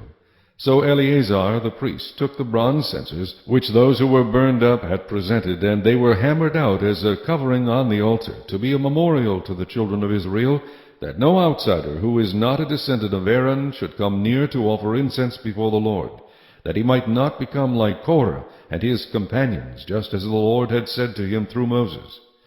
On the next day all the congregation of the children of Israel complained against Moses and Aaron, saying, You have killed the people of the Lord. Now it happened, when the congregation had gathered against Moses and Aaron, that they turned toward the tabernacle of meeting, and suddenly the cloud covered it, and the glory of the Lord appeared. Then Moses and Aaron came before the tabernacle of meeting, and the Lord spoke to Moses, saying, Get away from among this congregation, that I may consume them in a moment. And they fell on their faces. So Moses said to Aaron, Take a censer and put fire in it from the altar. Put incense on it, and take it quickly to the congregation, and make atonement for them. For wrath has gone out from the Lord. The plague has begun. Then Aaron took it as Moses commanded, and ran into the midst of the assembly, and already the plague had begun among the people. So he put in the incense, and made atonement for the people. And he stood between the dead and the living, so the plague was stopped. Now those who died in the plague were 14,700, besides those who died in the Korah incident. So Aaron returned to Moses at the door of the tabernacle of meeting, for the plague had stopped.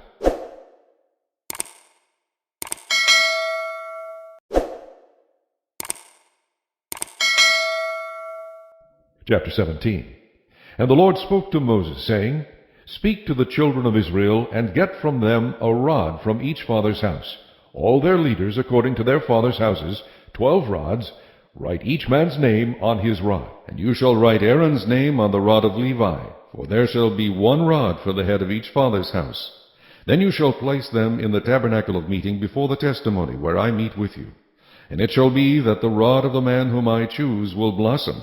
Thus I will rid myself of the complaints of the children of Israel, which they make against you. So Moses spoke to the children of Israel, and each of their leaders gave him a rod apiece. For each leader according to their fathers' houses, 12 rods, and the rod of Aaron was among their rods.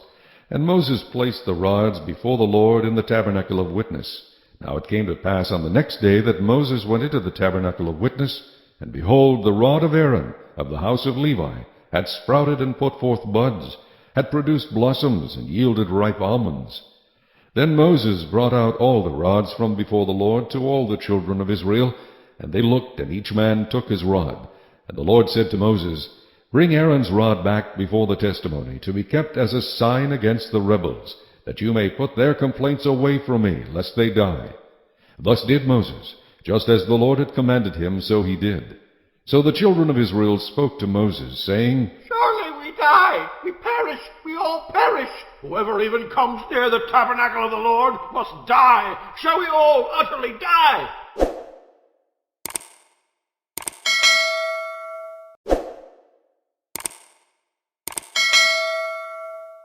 Chapter 18. Then the Lord said to Aaron, You and your sons and your father's house with you shall bear the iniquity related to the sanctuary, and you and your sons with you shall bear the iniquity associated with your priesthood. Also bring with you your brethren of the tribe of Levi, the tribe of your father, that they may be joined with you and serve you while you and your sons are with you before the tabernacle of witness. They shall attend to your needs and all the needs of the tabernacle, but they shall not come near the articles of the sanctuary and the altar, lest they die, they and you also. They shall be joined with you and attend to the needs of the tabernacle of meeting for all the work of the tabernacle.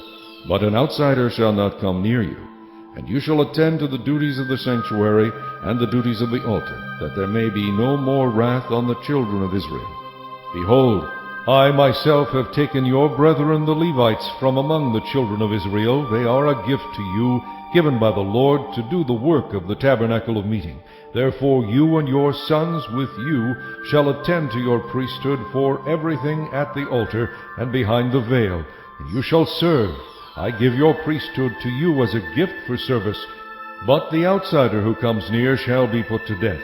And the Lord spoke to Aaron, Here I myself have also given you charge of my heave offerings, all the holy gifts of the children of Israel. I have given them as a portion to you and your sons, as an ordinance forever. This shall be yours of the most holy things, reserved from the fire. Every offering of theirs, every grain offering, and every sin offering, and every trespass offering, which they render to me, shall be most holy for you and your sons. In a most holy place you shall eat it. Every male shall eat it. It shall be holy to you. This also is yours, the heave offering of their gift, with all the wave offerings of the children of Israel. I have given them to you and your sons and daughters with you, as an ordinance forever. Everyone who is clean in your house may eat it. All the best of the oil, all the best of the new wine and the grain, their first fruits which they offer to the Lord, I have given them to you. Whatever first ripe fruit is in their land, which they bring to the Lord, shall be yours. Everyone who is clean in your house may eat it. Every devoted thing in Israel shall be yours. Everything that first opens the womb of all flesh which they bring to the Lord, whether man or beast, shall be yours. Nevertheless, the firstborn of man you shall surely redeem, and the firstborn of unclean animals you shall redeem.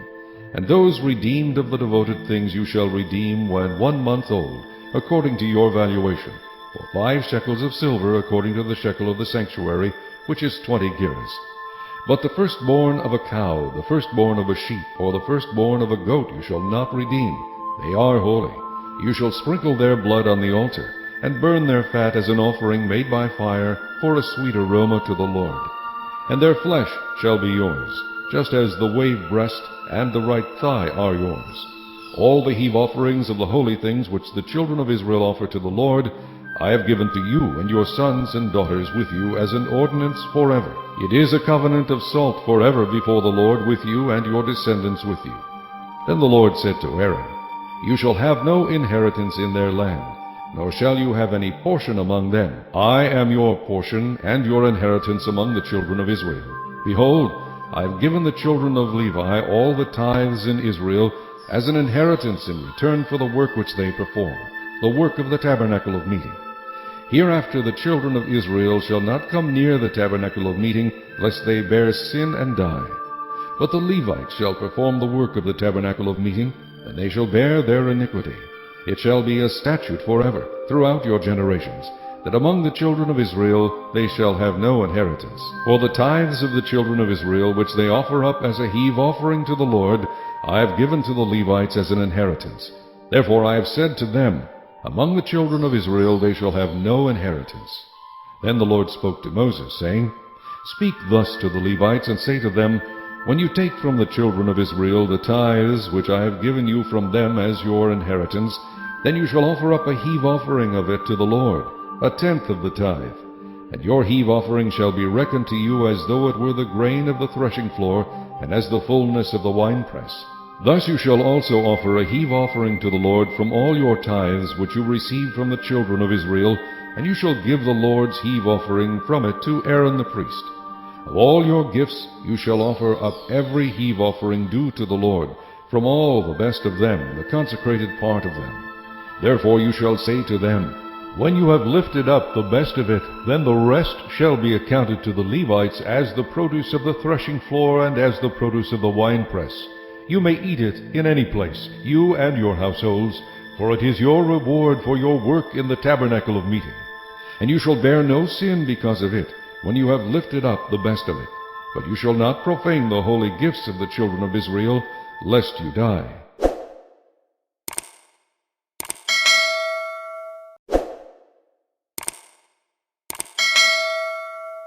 Chapter 19.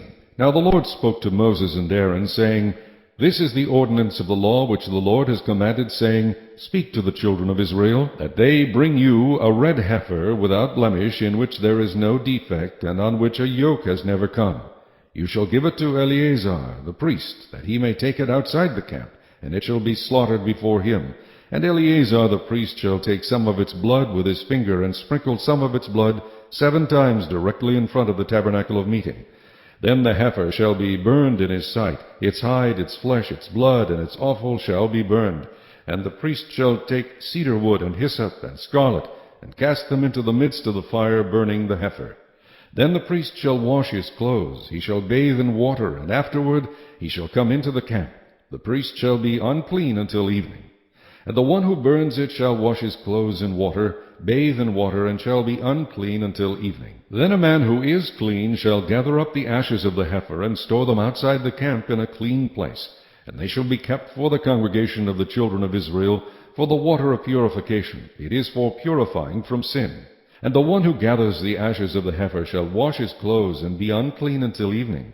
It shall be a statute forever to the children of Israel, and to the stranger who dwells among them. He who touches the dead body of anyone shall be unclean 7 days. He shall purify himself with the water on the 3rd day and on the 7th day. Then he will be clean. But if he does not purify himself on the 3rd day and on the 7th day, he will not be clean. Whoever touches the body of anyone who has died, and does not purify himself, defiles the tabernacle of the Lord. That person shall be cut off from Israel. He shall be unclean, because the water of purification was not sprinkled on him. His uncleanness is still on him. This is the law when a man dies in a tent. All who come into the tent and all who are in the tent shall be unclean 7 days. And every open vessel which has no cover fastened on it is unclean. Whoever in the open field touches one who is slain by a sword or who has died, or a bone of a man, or a grave, shall be unclean 7 days. And for an unclean person they shall take some of the ashes of the heifer burnt for purification from sin, and running water shall be put on them in a vessel. A clean person shall take hyssop and dip it in the water, sprinkle it on the tent, on all the vessels, on the persons who were there, or on the one who touched a bone, the slain, the dead, or a grave. The clean person shall sprinkle the unclean on the 3rd day and on the 7th day. And on the 7th day he shall purify himself, wash his clothes, and bathe in water, and at evening he shall be clean. But the man who is unclean and does not purify himself, that person shall be cut off from among the assembly, because he has defiled the sanctuary of the Lord. The water of purification has not been sprinkled on him. He is unclean. It shall be a perpetual statute for them. He who sprinkles the water of purification shall wash his clothes, and he who touches the water of purification shall be unclean until evening. Whatever the unclean person touches shall be unclean, and the person who touches it shall be unclean until evening.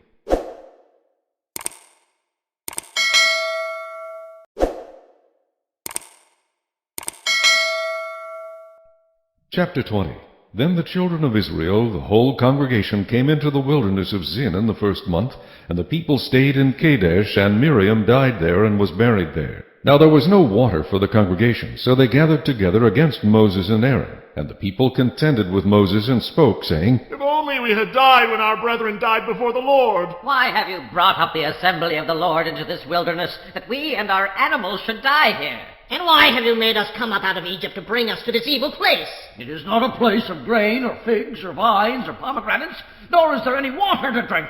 So Moses and Aaron went from the presence of the assembly to the door of the tabernacle of meeting, and they fell on their faces, and the glory of the Lord appeared to them. Then the Lord spoke to Moses, saying, Take the rod, you and your brother Aaron, gather the congregation together.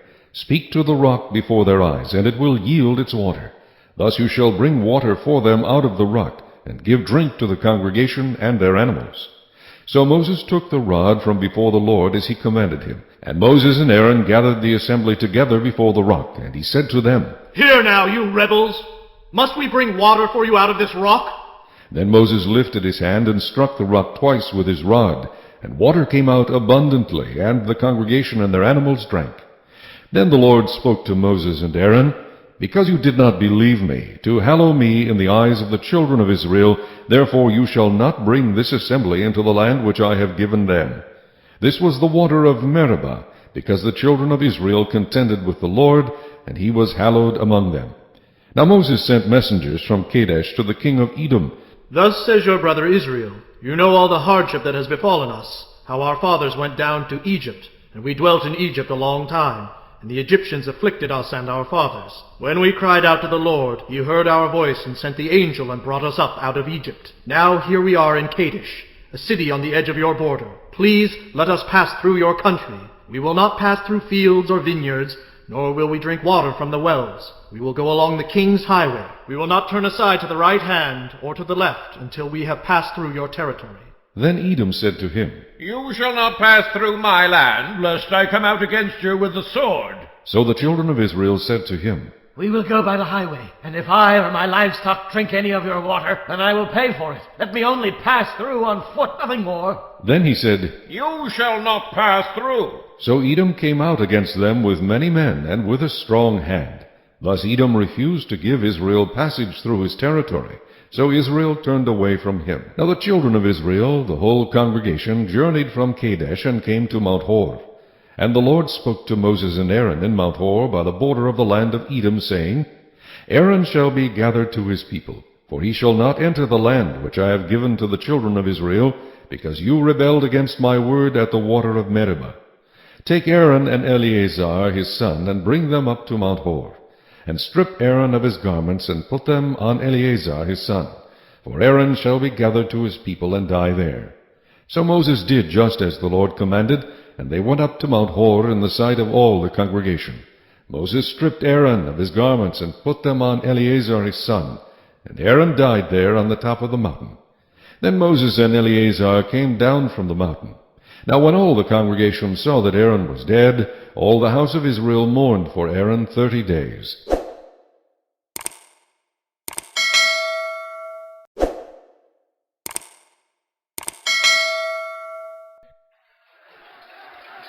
Chapter 21.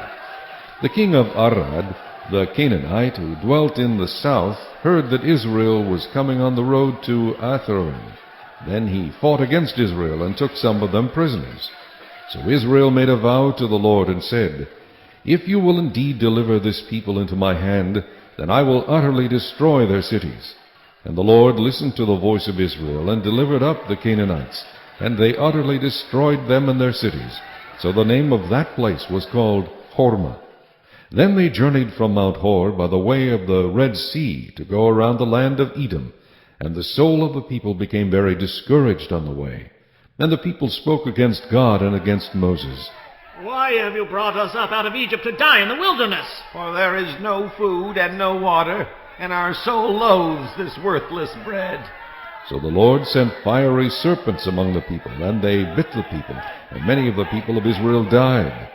Therefore the people came to Moses and said, We have sinned, for we have spoken against the Lord and against you. Pray to the Lord that he take away the serpents from us. So Moses prayed for the people. Then the Lord said to Moses, Make a fiery serpent, and set it on a pole, and it shall be that everyone who is bitten, when he looks at it, shall live. So Moses made a bronze serpent, and put it on a pole, and so it was, if a serpent had bitten anyone, when he looked at the bronze serpent, he lived. Now the children of Israel moved on, and camped in Oboth. And they journeyed from Oboth, and camped at Abarim, in the wilderness which is east of Moab, toward the sunrise. From there they moved and camped in the valley of Zered. From there they moved and camped on the other side of the Arnon, which is in the wilderness that extends from the border of the Amorites, for the Arnon is the border of Moab, between Moab and the Amorites. Therefore it is said in the book of the wars of the Lord, Waheb in Supah, the brooks of the Arnon, and the slope of the brooks that reaches to the dwelling of Ar, and lies on the border of Moab. From there they went to Beer, which is the well where the Lord said to Moses, Gather the people together, and I will give them water. Then Israel sang this song, Spring up, O well, all of you sing to it. The well the leaders sank, dug by the nation's nobles, by the lawgiver with their staves. And from the wilderness they went to Mattanah, from Mattanah to Nahaliel, from Nahaliel to Bamoth, and from Bamoth in the valley that is in the country of Moab, to the top of Pisgah, which looks down on the wasteland. Then Israel sent messengers to Sihon, king of the Amorites, saying, Let me pass through your land. We will not turn aside into fields or vineyards. We will not drink water from wells. We will go by the king's highway until we have passed through your territory. But Sihon would not allow Israel to pass through his territory. So Sihon gathered all his people together, and went out against Israel in the wilderness. And he came to Jahaz, and fought against Israel. Then Israel defeated him with the edge of the sword, and took possession of his land, from the Arnon to the Jabbok, as far as the people of Ammon, for the border of the people of Ammon was fortified. So Israel took all these cities, and Israel dwelt in all the cities of the Amorites, in Heshbon, and in all its villages. For Heshbon was the city of Sihon, king of the Amorites, who had fought against the former king of Moab, and had taken all his land from his hand as far as the Arnon. Therefore those who speak in Proverbs say, Come to Heshbon, let it be built, let the city of Sihon be repaired. For fire went out from Heshbon, a flame from the city of Sihon. It consumed Ar of Moab, the lords of the heights of the Arnon. Woe to you, Moab! You have perished, O people of Chemosh. He has given his sons as fugitives, and his daughters into captivity, to Sihon, king of the Amorites. But we have shot at them. Heshbon has perished as far as Dibon. Then we laid waste as far as Nophah, which reaches to Medeba. Thus Israel dwelt in the land of the Amorites. Then Moses sent to spy out Jazer, and they took its villages and drove out the Amorites who were there. And they turned and went up by the way of Bashan. So Og, king of Bashan, went out against them, he and all his people, to battle at Edrei. Then the Lord said to Moses, Do not fear him, for I have delivered him into your hand, with all his people and his land. And you shall do to him as you did to Sihon, king of the Amorites, who dwell at Heshbon. So they defeated him, his sons, and all his people, until there was no survivor left him, and they took possession of his land.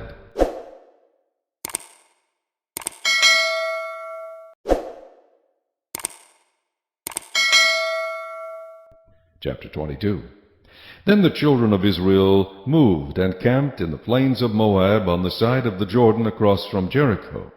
Now Balak, the son of Zippor, saw all that Israel had done to the Amorites, and Moab was exceedingly afraid of the people, because they were many, and Moab was sick with dread because of the children of Israel.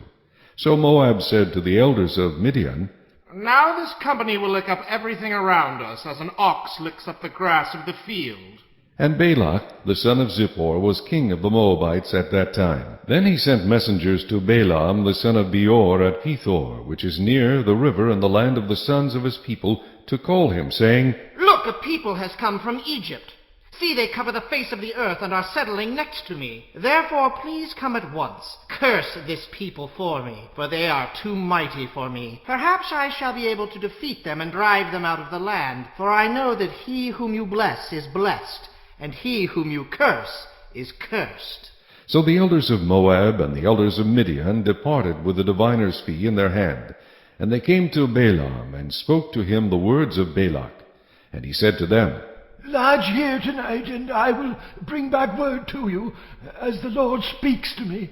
So the princes of Moab stayed with Balaam.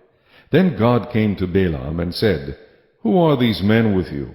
So Balaam said to God, Balak, the son of Zippor, king of Moab, has sent to me, saying, Look, a people has come out of Egypt, and they cover the face of the earth.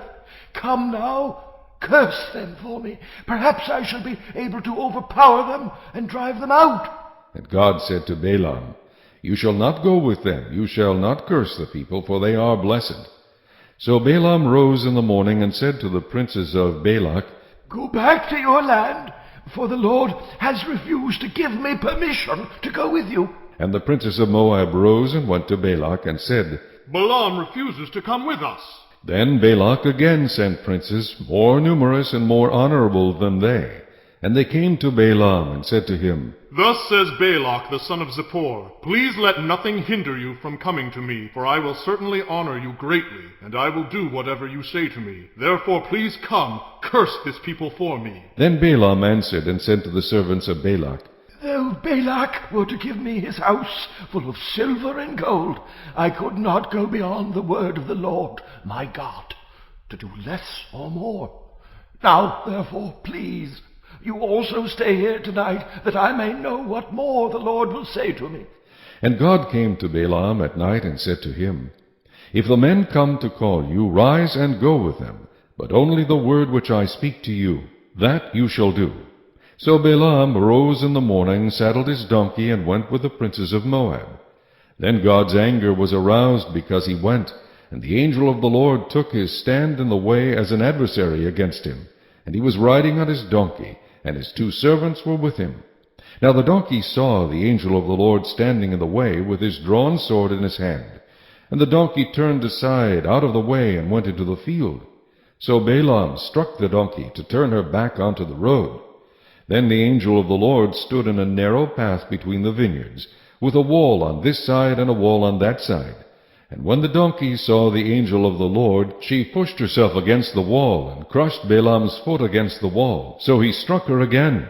Then the angel of the Lord went further, and stood in a narrow place where there was no way to turn either to the right or to the left. And when the donkey saw the angel of the Lord, she lay down under Balaam. So Balaam's anger was aroused, and he struck the donkey with his staff. Then the Lord opened the mouth of the donkey, and she said to Balaam, What have I done to you that you have struck me these 3 times? And Balaam said to the donkey, Because you have abused me, I wish there were a sword in my hand, for now I would kill you. So the donkey said to Balaam, Am I not your donkey on which you have ridden ever since I became yours to this day? Was I ever disposed to do this to you? And he said, No. Then the Lord opened Balaam's eyes, and he saw the angel of the Lord standing in the way with his drawn sword in his hand. And he bowed his head and fell flat on his face. And the angel of the Lord said to him, Why have you struck your donkey these 3 times? Behold, I have come out to stand against you, because your way is perverse before me. The donkey saw me, and turned aside from me these 3 times. If she had not turned aside from me, surely I would also have killed you by now, and let her live. And Balaam said to the angel of the Lord, I have sinned, for I did not know you stood in the way against me. Now, therefore, if it displeases you, I will turn back. Then the angel of the Lord said to Balaam, Go with the men, but only the word that I speak to you, that you shall speak. So Balaam went with the princes of Balak. Now when Balak heard that Balaam was coming, he went out to meet him at the city of Moab, which is on the border of the Arnon, the boundary of the territory. Then Balak said to Balaam, Did I not earnestly send to you, calling for you? Why did you not come to me? Am I not able to honor you? And Balaam said to Balak, Look, I have come to you. Now have I any power at all to say anything? The word that God puts in my mouth, that I must speak. So Balaam went with Balak, and they came to Kirjath-Huzoth. Then Balak offered oxen and sheep, and he sent some to Balaam and to the princes who were with him. So it was, the next day, that Balak took Balaam and brought him up to the high places of Baal, that from there he might observe the extent of the people.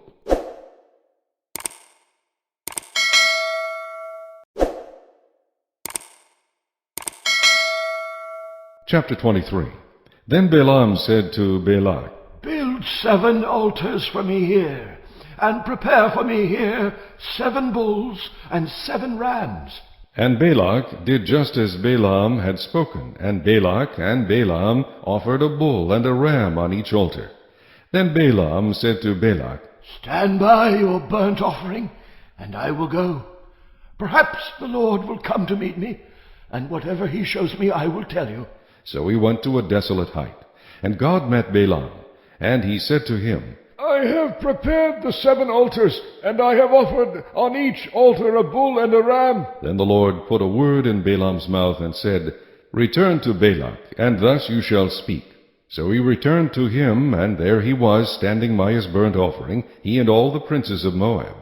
And he took up his oracle and said, Balak, the king of Moab, has brought me from Aram, from the mountains of the east. Come, curse Jacob for me, and come, denounce Israel. How shall I curse whom God has not cursed? And how shall I denounce whom the Lord has not denounced? For from the top of the rocks I see him, and from the hills I behold him. There, a people dwelling alone, not reckoning itself among the nations. Who can count the dust of Jacob, or number 1/4 of Israel? Let me die the death of the righteous, and let my end be like his. Then Balak said to Balaam, What have you done to me? I took you to curse my enemies, and look, you have blessed them bountifully. So he answered and said, Must I not take heed to speak what the Lord has put in my mouth?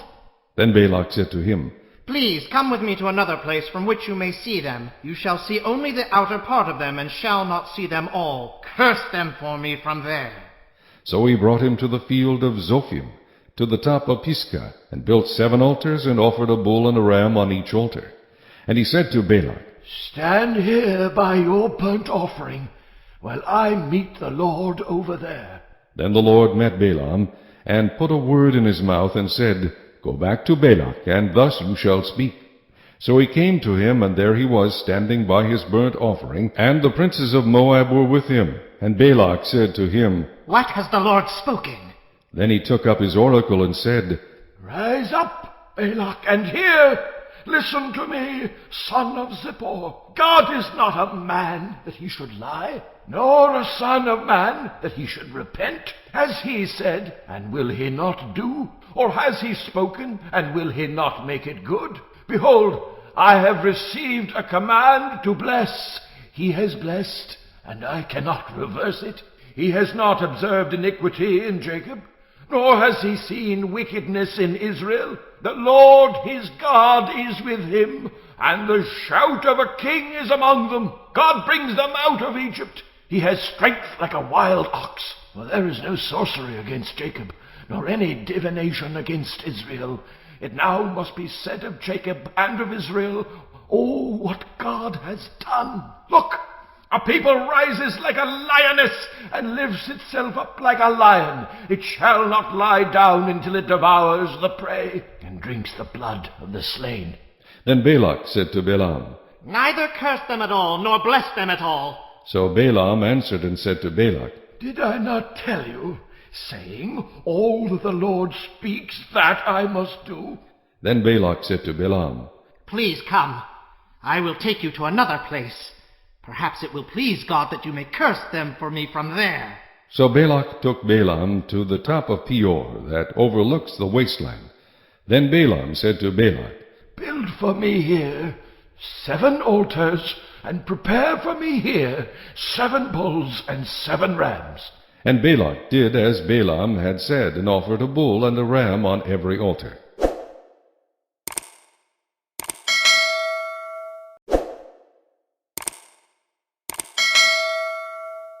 Chapter 24. Now when Balaam saw that it pleased the Lord to bless Israel, he did not go as at other times to seek to use sorcery, but he set his face toward the wilderness.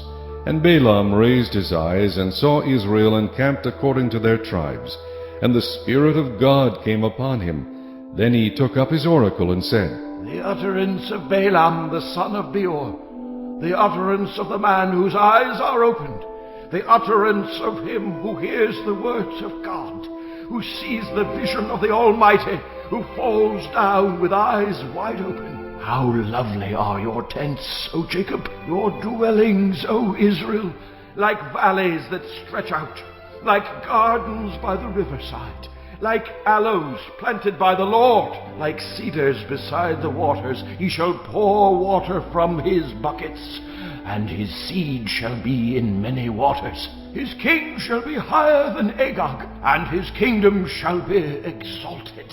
God brings him out of Egypt. He has strength like a wild ox. He shall consume the nations, his enemies. He shall break their bones and pierce them with his arrows. He bows down, he lies down as a lion, and as a lion Who shall rouse him? Blessed is he who blesses you, and cursed is he who curses you. Then Balak's anger was aroused against Balaam, and he struck his hands together, and Balak said to Balaam, I called you to curse my enemies, and look, you have bountifully blessed them these 3 times. Now therefore flee to your place. I said I would greatly honor you, but in fact the Lord has kept you back from honor. So Balaam said to Balak, Did I not also speak to your messengers whom you sent to me, saying, If Balak were to give me his house full of silver and gold, I could not go beyond the word of the Lord, to do good or bad of my own will. But the Lord says that I must speak, and now indeed I am going to my people. Come, I will advise you what this people will do to your people in the latter days. So he took up his oracle and said, The utterance of Balaam the son of Beor, and the utterance of the man whose eyes are opened, the utterance of him who hears the words of God, and has the knowledge of the Most High, who sees the vision of the Almighty, who falls down with eyes wide open. I see him, but not now. I behold him, but not near. A star shall come out of Jacob, a scepter shall rise out of Israel, and batter the brow of Moab, and destroy all the sons of tumult. And Edom shall be a possession. Seir also his enemies shall be a possession, while Israel does valiantly. Out of Jacob one shall have dominion, and destroy the remains of the city. Then he looked on Amalek, and he took up his oracle and said, Amalek was first among the nations, but shall be last until he perishes. Then he looked on the Kenites, and he took up his oracle and said, Firm is your dwelling place, and your nest is set in the rock. Nevertheless, Cain shall be burned. How long until Asher carries you away captive? Then he took up his oracle and said, Alas, who shall live when God does this? But ships shall come from the coasts of Cyprus, and they shall afflict Asher and afflict Eber, and so shall Amalek until he perishes. So Balaam rose and departed and returned to his place. Balak also went his way.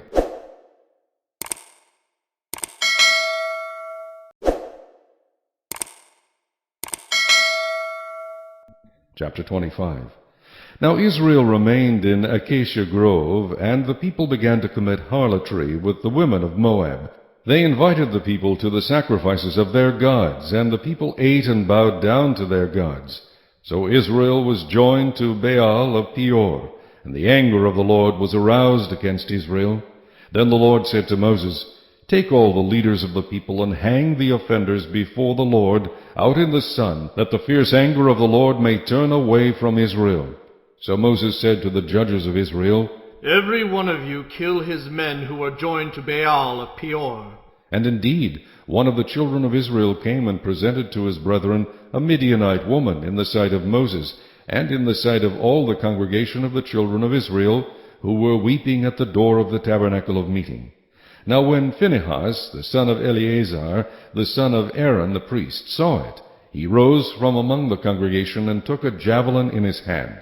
And he went after the man of Israel into the tent, and thrust both of them through, the man of Israel and the woman through her body. So the plague was stopped among the children of Israel. And those who died in the plague were 24,000. Then the Lord spoke to Moses, saying, Phinehas, the son of Eleazar, the son of Aaron the priest, has turned back my wrath from the children of Israel, because he was zealous with my zeal among them, so that I did not consume the children of Israel in my zeal. Therefore say, Behold, I give to him my covenant of peace, and it shall be to him and his descendants after him a covenant of an everlasting priesthood, because he was zealous for his God, and made atonement for the children of Israel. Now the name of the Israelite who was killed with the Midianite woman, was Zimri, the son of Selu, a leader of a father's house among the Simeonites. And the name of the Midianite woman who was killed was Cozbi, the daughter of Zur. He was head of the people of a father's house in Midian. Then the Lord spoke to Moses, saying, Harass the Midianites and attack them, for they harassed you with their schemes by which they seduced you in the matter of Peor, and in the matter of Cozbi, the daughter of a leader of Midian, their sister, who was killed in the day of the plague because of Peor.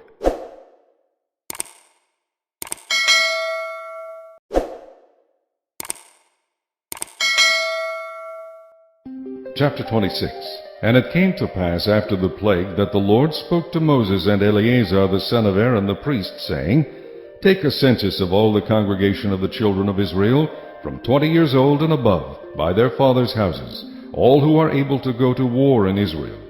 So Moses and Eleazar the priest spoke with them in the plains of Moab by the Jordan, across from Jericho, saying, Take a census of the people from 20 years old and above, just as the Lord commanded Moses and the children of Israel who came out of the land of Egypt.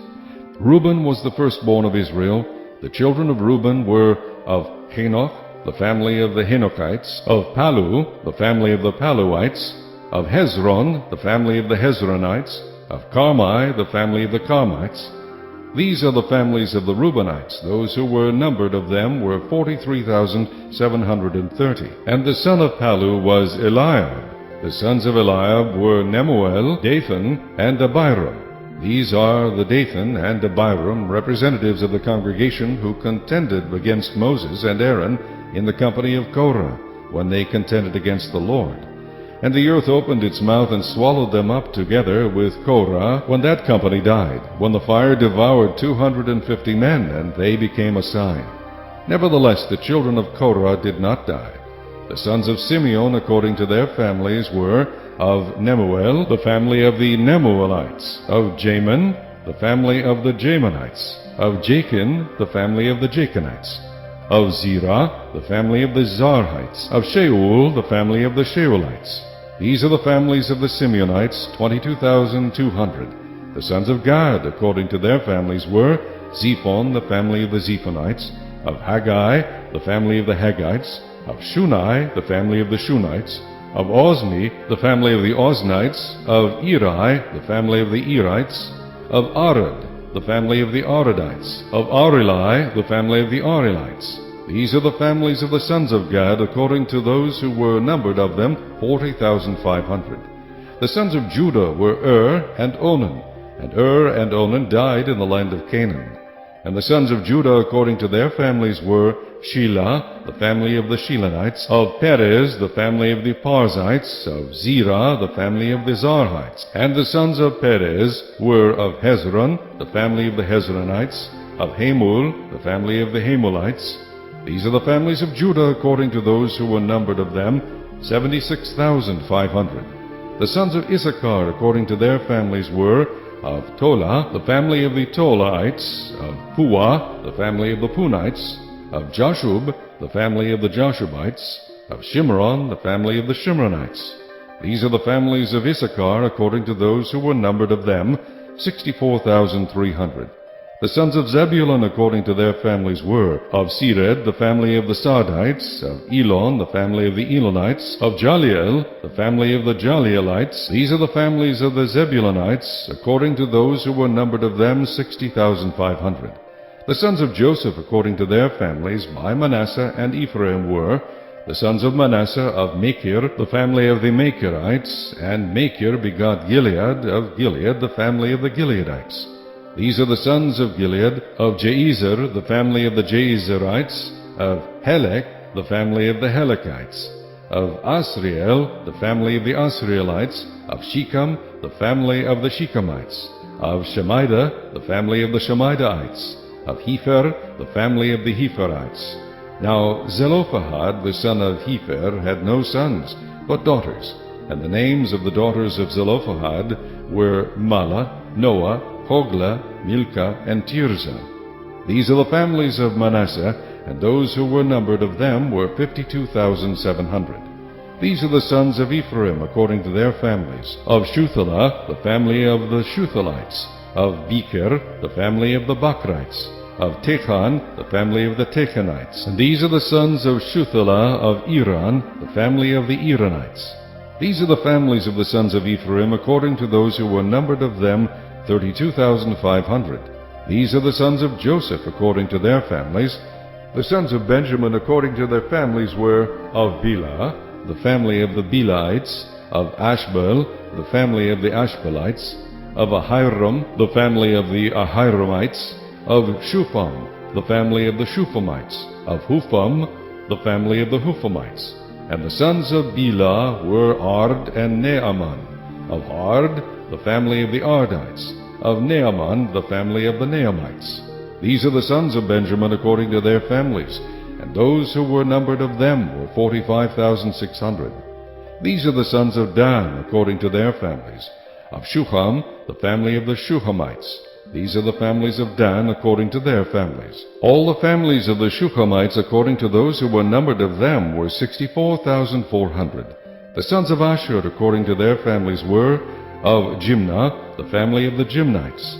Of Jeshuai, the family of the Jeshuites. Of Beriah, the family of the Berites. Of the sons of Beriah, of Heber, the family of the Heberites. Of Malkiel, the family of the Malkielites. And the name of the daughter of Asher was Sirah. These are the families of the sons of Asher according to those who were numbered of them, 53,400. The sons of Naphtali according to their families were of Jaziel, the family of the Jazielites. Of Gunai, the family of the Gunites. Of Jezer, the family of the Jezerites. Of Shillem, the family of the Shillemites. These are the families of Naphtali according to their families, and those who were numbered of them were 45,400. These are those who were numbered of the children of Israel, 601,730. Then the Lord spoke to Moses, saying, To these the land shall be divided as an inheritance according to the number of names. To a large tribe you shall give a larger inheritance, and to a small tribe you shall give a smaller inheritance. Each shall be given its inheritance according to those who were numbered of them. But the land shall be divided by lot. They shall inherit according to the names of the tribes of their fathers. According to the lot their inheritance shall be divided between the larger and the smaller. And these are those who were numbered of the Levites according to their families of Gershon, the family of the Gershonites, of Kohath, the family of the Kohathites, of Merari, the family of the Merarites. These are the families of the Levites, the family of the Libnites, the family of the Hebronites, the family of the Malites, the family of the Mushites, and the family of the Korathites. And Kohath begot Amram. The name of Amram's wife was Jochebed, the daughter of Levi, who was born to Levi in Egypt, and to Amram she bore Aaron and Moses, and their sister Miriam. To Aaron were born Nadab, and Abihu, Eleazar, and Ithamar. And Nadab and Abihu died when they offered profane fire before the Lord. Now those who were numbered of them were 23,000, every male from a month old and above, for they were not numbered among the other children of Israel, because there was no inheritance given to them among the children of Israel. These are those who were numbered by Moses and Eleazar the priest, who numbered the children of Israel in the plains of Moab by the Jordan, across from Jericho. But among these there was not a man of those who were numbered by Moses and Aaron the priest, when they numbered the children of Israel in the wilderness of Sinai. For the Lord had said to them, They shall surely die in the wilderness. So there was not left a man of them, except Caleb the son of Jephunneh, and Joshua the son of Nun.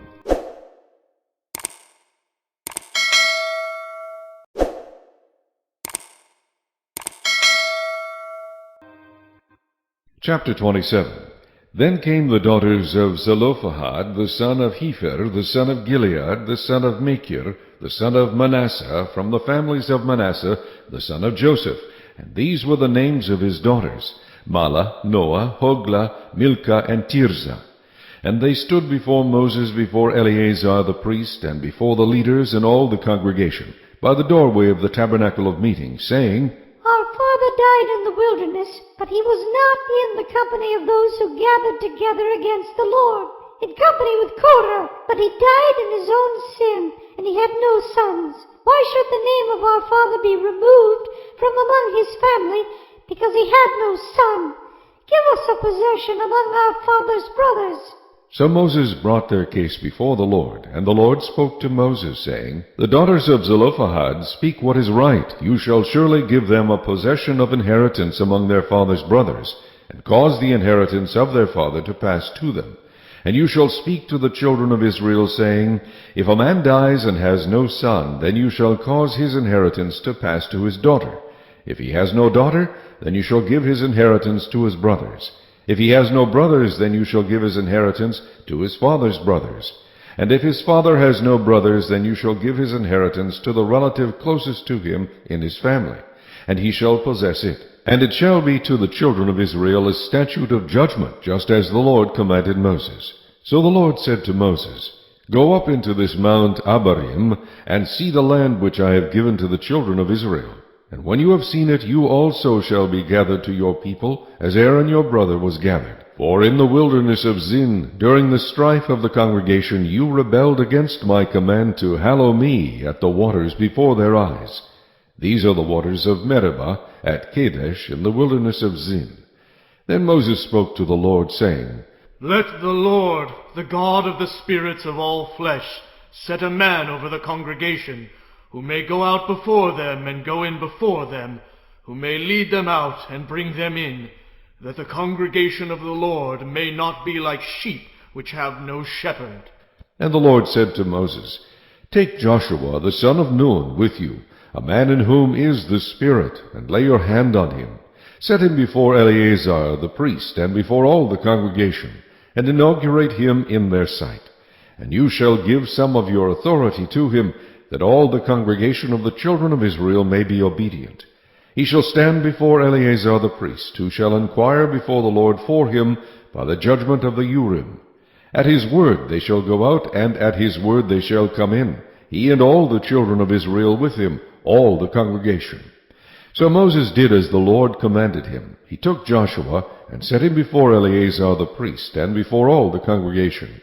And he laid his hands on him, and inaugurated him, just as the Lord commanded by the hand of Moses.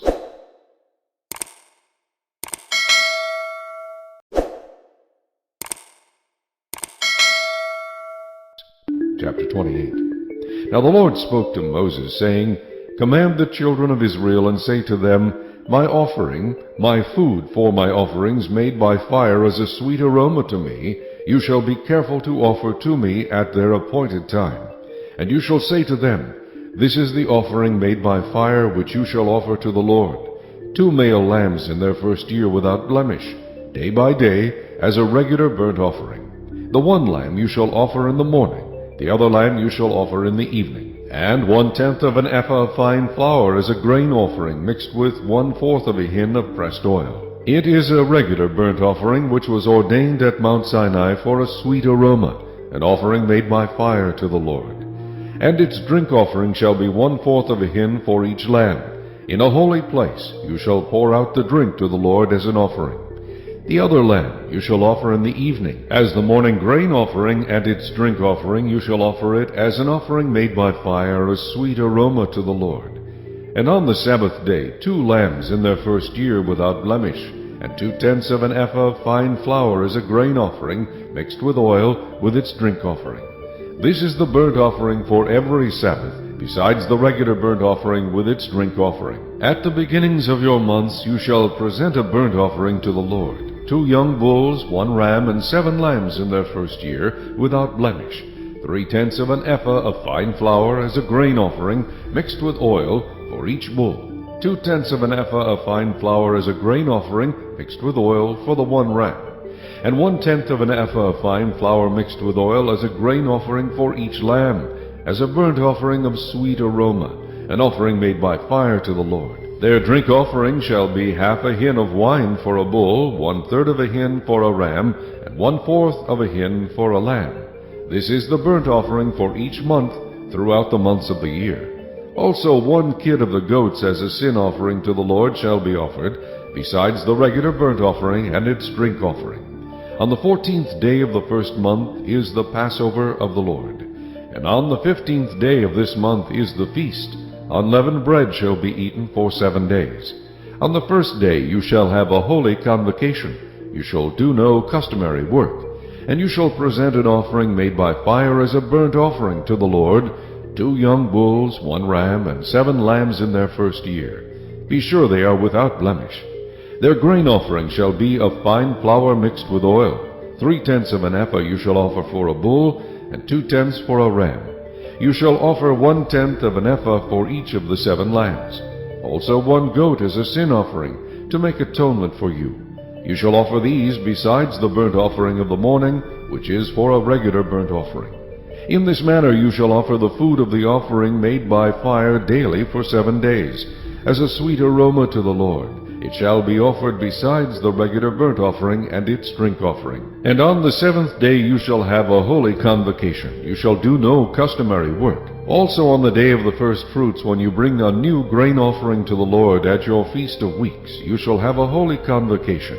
You shall do no customary work. You shall present a burnt offering as a sweet aroma to the Lord, 2 young bulls, 1 ram, and 7 lambs in their first year, with their grain offering of fine flour mixed with oil, 3/10 of an ephah for each bull, 2/10 for the 1 ram, and 1/10 for each of the 7 lambs. Also 1 kid of the goats to make atonement for you. Be sure they are without blemish. You shall present them with their drink offerings, besides the regular burnt offering with its grain offering. Chapter 29.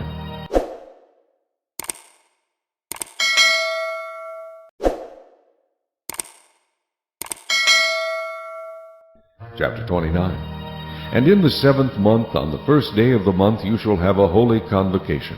You shall do no customary work. For you it is a day of blowing the trumpets. You shall offer a burnt offering as a sweet aroma to the Lord, 1 young bull, 1 ram, and 7 lambs in their first year without blemish. Their grain offering shall be fine flour mixed with oil, 3/10 of an ephah for the bull, 2/10 for the ram, and 1/10 for each of the 7 lambs. Also 1 kid of the goats as a sin offering to make atonement for you. Besides the burnt offering with its grain offering for the new moon, the regular burnt offering with its grain offering and their drink offerings, according to their ordinance, as a sweet aroma, an offering made by fire to the Lord. On the 10th day of this 7th month, you shall have a holy convocation. You shall afflict your souls, you shall not do any work.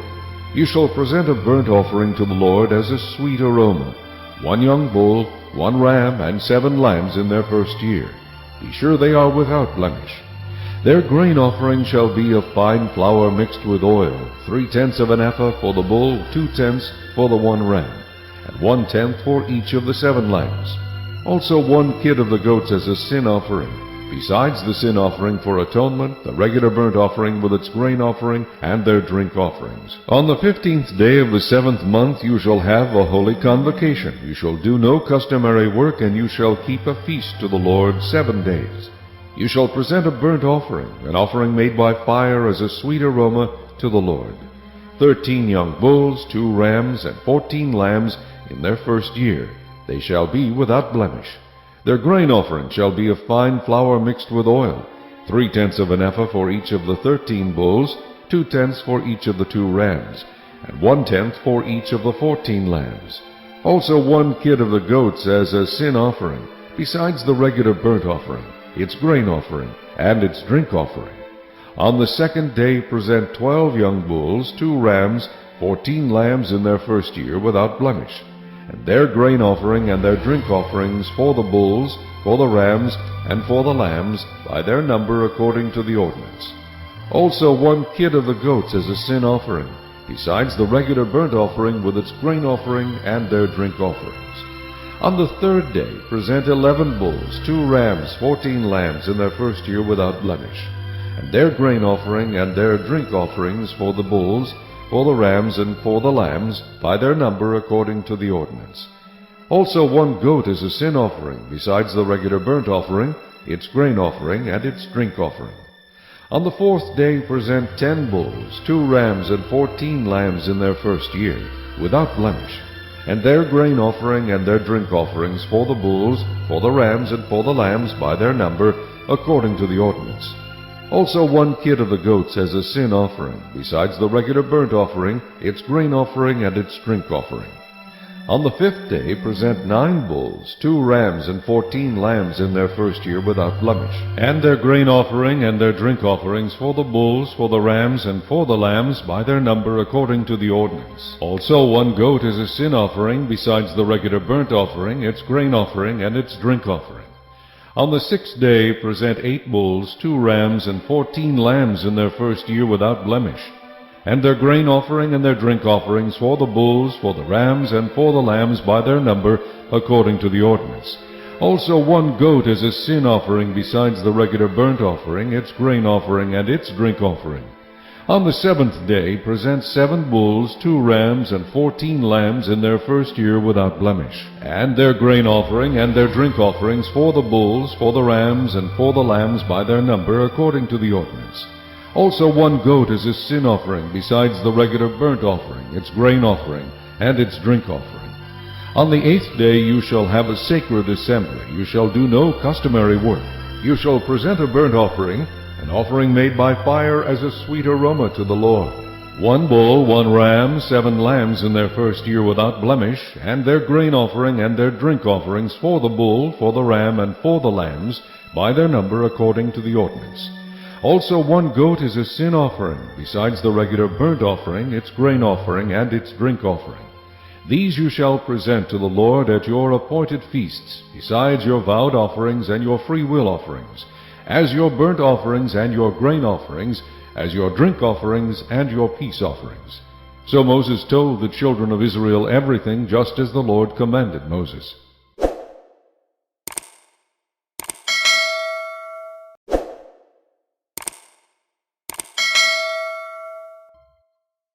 Chapter 30. Then Moses spoke to the heads of the tribes concerning the children of Israel, saying, This is the thing which the Lord has commanded. If a man makes a vow to the Lord, or swears an oath to bind himself by some agreement, he shall not break his word. He shall do according to all that proceeds out of his mouth. Or if a woman makes a vow to the Lord, and binds herself by some agreement while in her father's house in her youth, and her father hears her vow and the agreement by which she has bound herself, and her father holds his peace, then all her vows shall stand, and every agreement with which she has bound herself shall stand. But if her father overrules her on the day that he hears, then none of her vows nor her agreements by which she has bound herself shall stand, and the Lord will release her because her father overruled her. If indeed she takes a husband while bound by her vows or by a rash utterance from her lips by which she bound herself, and her husband hears it, and makes no response to her on the day that he hears, then her vows shall stand, and her agreements by which she bound herself shall stand. But if her husband overrules her on the day that he hears it, he shall make void her vow which she took, and what she uttered with her lips, by which she bound herself, and the Lord will release her. Also, any vow of a widow or a divorced woman, by which she has bound herself, shall stand against her. If she vowed in her husband's house, or bound herself by an agreement with an oath, and her husband heard it, and made no response to her, and did not overrule her, then all her vows shall stand, and every agreement by which she bound herself shall stand. But if her husband truly made them void on the day he heard them, then whatever proceeded from her lips concerning her vows, or concerning the agreement binding her, it shall not stand. Her husband has made them void, and the Lord will release her. Every vow and every binding oath to afflict her soul, her husband may confirm it, or her husband may make it void. Now if her husband makes no response whatever to her from day to day, then he confirms all her vows, or all the agreements that bind her. He confirms them, because he made no response to her on the day that he heard them. But if he does make them void after he has heard them, then he shall bear her guilt. These are the statutes which the Lord commanded Moses between a man and his wife, and between a father and his daughter in her youth in her father's house.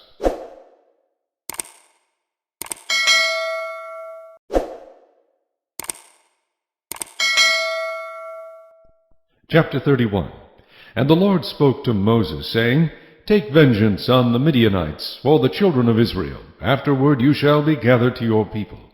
So Moses spoke to the people, saying, Arm some of yourselves for war, and let them go against the Midianites to take vengeance for the Lord on Midian. 1,000 from each tribe of all the tribes of Israel you shall send to the war. So there were recruited from the divisions of Israel 1,000 from each tribe, 12,000 armed for war. Then Moses sent them to the war, 1,000 from each tribe. He sent them to the war with Phinehas, the son of Eleazar the priest, with the holy articles and the signal trumpets in his hand. And they warred against the Midianites, just as the Lord commanded Moses, and they killed all the males. They killed the kings of Midian with the rest of those who were killed, Evi, Rekem, Zur, Hur, and Reba, the 5 kings of Midian. Balaam the son of Beor they also killed with the sword. And the children of Israel took the women of Midian captive with their little ones, and took as spoil all their cattle, all their flocks, and all their goods. They also burned with fire all the cities where they dwelt, and all their forts. And they took all the spoil and all the booty of man and beast.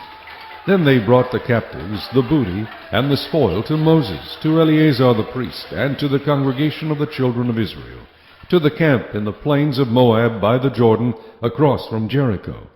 And Moses, Eleazar the priest, and all the leaders of the congregation went to meet them outside the camp.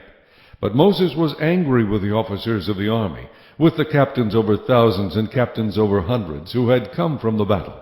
And Moses said to them, Have you kept all the women alive? Look, these women caused the children of Israel, through the counsel of Balaam, to trespass against the Lord in the incident of Peor, and there was a plague among the congregation of the Lord. Now therefore kill every male among the little ones, and kill every woman who has known a man intimately. But keep alive for yourselves all the young girls who have not known a man intimately. And as for you, remain outside the camp 7 days. Whoever has killed any person, and whoever has touched any slain, purify yourselves and your captives on the 3rd day, and on the 7th day. Purify every garment, everything made of leather, everything woven of goat's hair, and everything made of wood.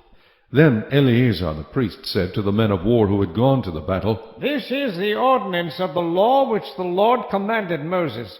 Only the gold, the silver, the bronze, the iron, the tin, and the lead, everything that can endure fire, you shall put through the fire, and it shall be clean. And it shall be purified with the water of purification.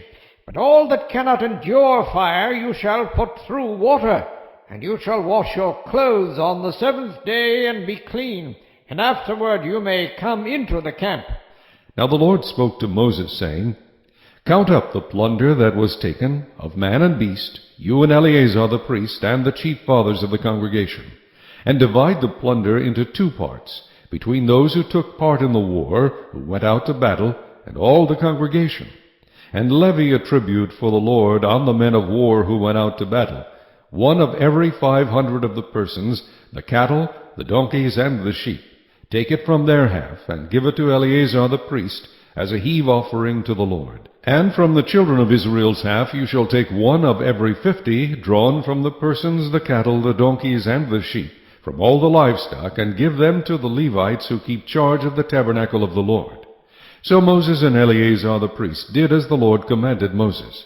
The booty remaining from the plunder which the men of war had taken was 675,000 sheep, 72,000 cattle, 61,000 donkeys, and 32,000 persons in all, of women who had not known a man intimately.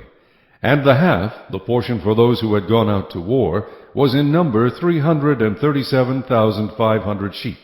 And the Lord's tribute of the sheep was 675. The cattle were 36,000, of which the Lord's tribute was 72.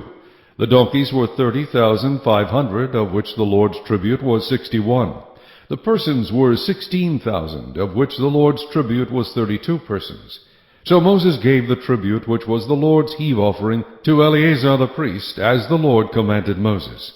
And from the children of Israel's half, which Moses separated from the men who fought, now the half belonging to the congregation was 337,500 sheep, 36,000 cattle, 30,500 donkeys, and 16,000 persons. And from the children of Israel's half Moses took 1 of every 50, drawn from man and beast, and gave them to the Levites, who kept charge of the tabernacle of the Lord, as the Lord commanded Moses.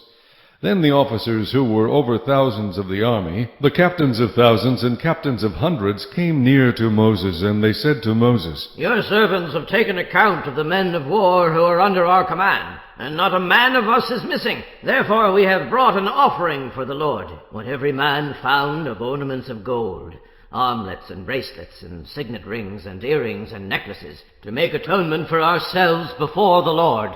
So Moses and Eleazar the priest received the gold from them, all the fashioned ornaments, and all the gold of the offering that they offered to the Lord from the captains of thousands and captains of hundreds was 16,750 shekels.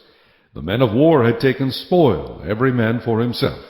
And Moses and Eleazar the priest received the gold from the captains of thousands and of hundreds, and brought it into the tabernacle of meeting as a memorial for the children of Israel before the Lord.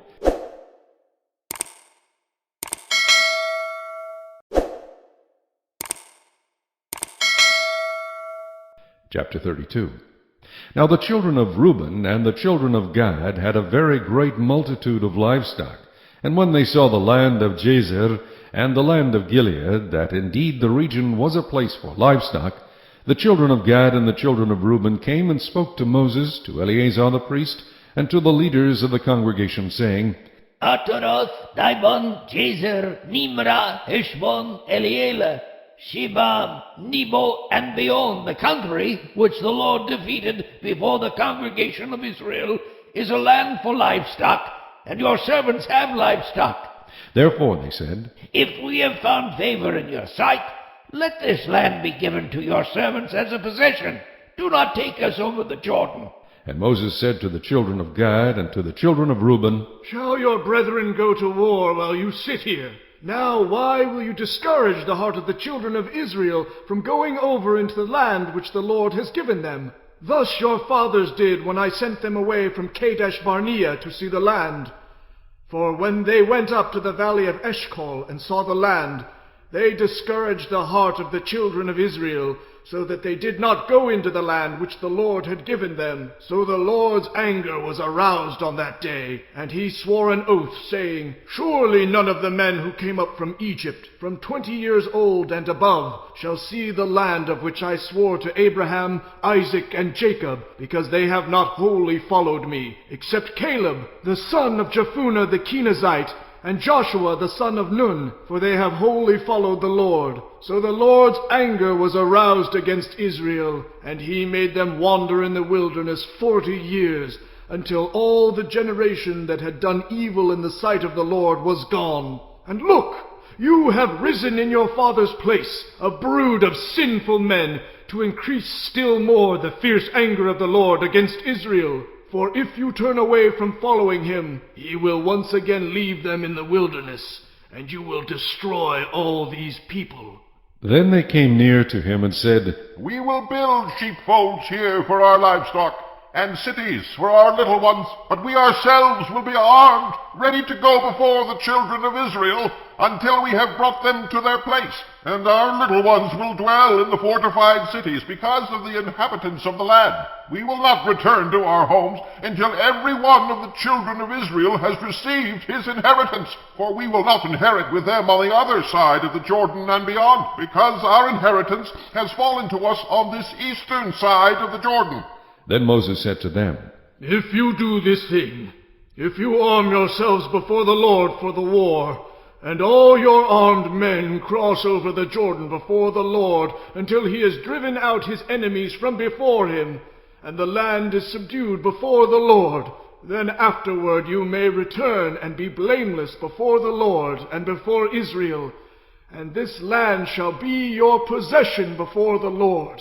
But if you do not do so, then take note, you have sinned against the Lord, and be sure your sin will find you out. Build cities for your little ones, and folds for your sheep, and do what has proceeded out of your mouth.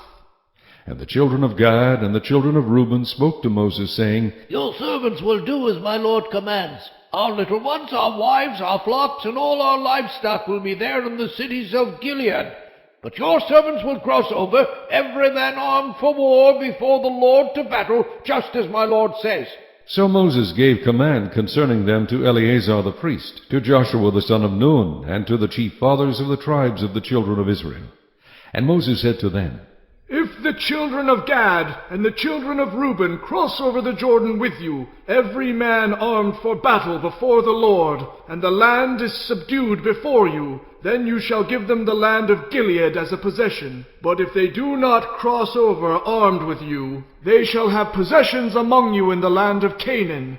Then the children of Gad and the children of Reuben answered, saying, As the Lord has said to your servants, so we will do. We will cross over armed before the Lord into the land of Canaan, but the possession of our inheritance shall remain with us on this side of the Jordan. So Moses gave to the children of Gad, to the children of Reuben, and to the half-tribe of Manasseh, the son of Joseph, the kingdom of Sihon, king of the Amorites, and the kingdom of Og, king of Bashan, the land with its cities within the borders, the cities of the surrounding country. And the children of Gad built Dibon, and Ataroth, and Aroer, Atroth, and Shophan, and Jazer, and Jogbeha, Beth Nimrah, and Beth Haran, fortified cities, and folds for sheep. And the children of Reuben built Heshbon, and Elealeh, and Kirjathaim, Nebo, and Baal Meon, their names being changed, and Shibmah. And they gave other names to the cities which they built. And the children of Machir, the son of Manasseh, went to Gilead, and took it, and dispossessed the Amorites who were in it. So Moses gave Gilead to Machir, the son of Manasseh, and he dwelt in it. Also Jair, the son of Manasseh, went and took its small towns, and called them Havoth Jair. Then Nobah went and took Kenath and its villages, and he called it Nobah, after his own name.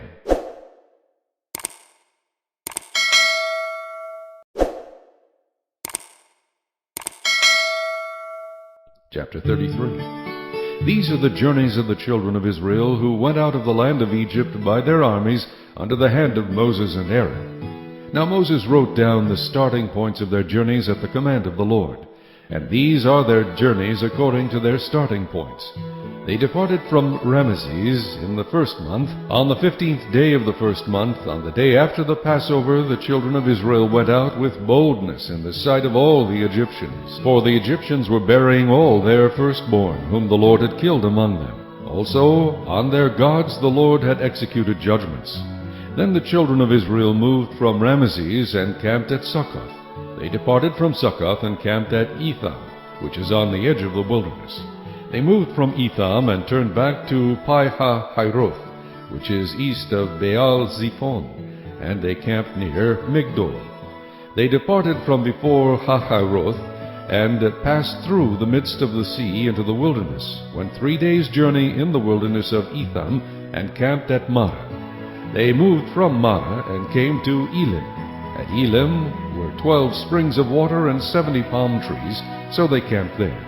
They moved from Elim and camped by the Red Sea. They moved from the Red Sea and camped in the wilderness of Sin.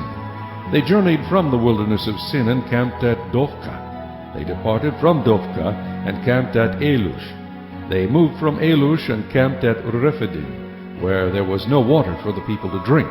They departed from Rephidim and camped in the wilderness of Sinai. They moved from the wilderness of Sinai and camped at Kibroth Hateavah. They departed from Kibroth Hateavah and camped at Haziroth. They departed from Haziroth and camped at Rithmah. They departed from Rithmah and camped at Rimmon Perez. They departed from Rimmon Perez and camped at Libnah. They moved from Libnah and camped at Risa. They journeyed from Risa and camped at Kiheletha. They went from Kiheletha and camped at Mount Shepher.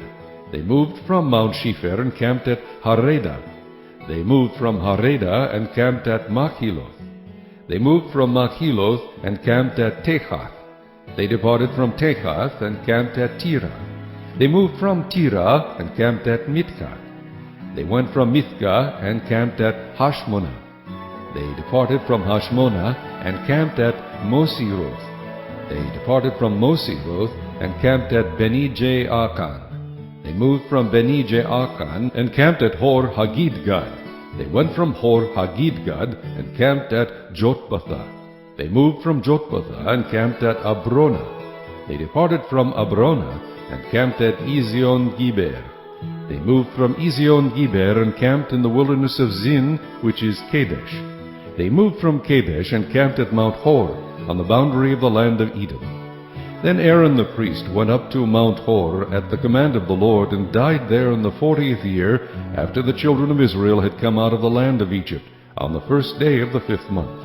Aaron was 123 years old when he died on Mount Hor. Now the king of Arad, the Canaanite, who dwelt in the south in the land of Canaan, heard of the coming of the children of Israel. So they departed from Mount Hor and camped at Zalmonah. They departed from Zalmonah and camped at Punon. They departed from Punon and camped at Oboth.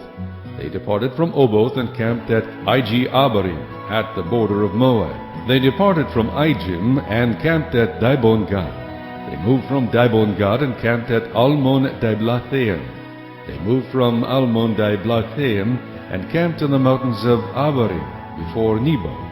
They departed from the mountains of Abarim and camped in the plains of Moab by the Jordan, across from Jericho. They camped by the Jordan from Beth Jeshimoth as far as the Abel Acacia Grove in the plains of Moab. Now the Lord spoke to Moses in the plains of Moab by the Jordan, across from Jericho, saying, Speak to the children of Israel, and say to them, When you have crossed the Jordan into the land of Canaan, then you shall drive out all the inhabitants of the land from before you, destroy all their engraved stones, destroy all their molded images, and demolish all their high places. You shall dispossess the inhabitants of the land, and dwell in it, for I have given you the land to possess. And you shall divide the land by lot as an inheritance among your families. To the larger you shall give a larger inheritance, and to the smaller you shall give a smaller inheritance. There everyone's inheritance shall be whatever falls to him by lot. You shall inherit according to the tribes of your fathers.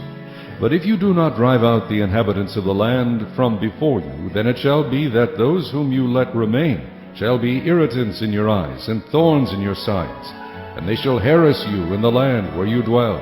Moreover, it shall be that I will do to you as I thought to do to them.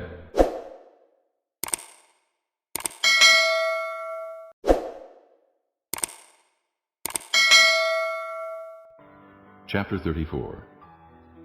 The Lord said to Moses, Command the Israelites, and say to them, When you enter Canaan, the land that will be allotted to you as an inheritance will have these boundaries. Your southern side will include some of the desert of Zin, along the border of Edom. On the east, your southern boundary will start from the end of the Salt Sea, cross south of Scorpion Pass, continue on to Zin, and go south of Kadesh Barnea. Then it will go to Hazer Adar, and over to Asmon, where it will turn, join the Wadi of Egypt, and end at the sea. Your western boundary will be the coast of the Great Sea. This will be your boundary on the west. For your northern boundary, run a line from the Great Sea to Mount Hor, and from Mount Hor to Lebo-Hamath. Then the boundary will go to Zedad, continue to Ziphron, and end at Hazer Enon. This will be your boundary on the north. For your eastern boundary, run a line from Hazer Enon to Shepham. The boundary will go down from Shepham to Riblah on the east side of Ain, and continue along the slopes east of the Sea of Kinnereth. Then the boundary will go down along the Jordan, and end at the Salt Sea. This will be your land, with its boundaries on every side. Moses commanded the Israelites, Assign this land by lot, as an inheritance. The Lord has ordered that it be given to the 9.5 tribes, because the families of the tribe of Reuben, the tribe of Gad, and the half-tribe of Manasseh have received their inheritance. These 2.5 tribes have received their inheritance on the east side of the Jordan of Jericho, toward the sunrise.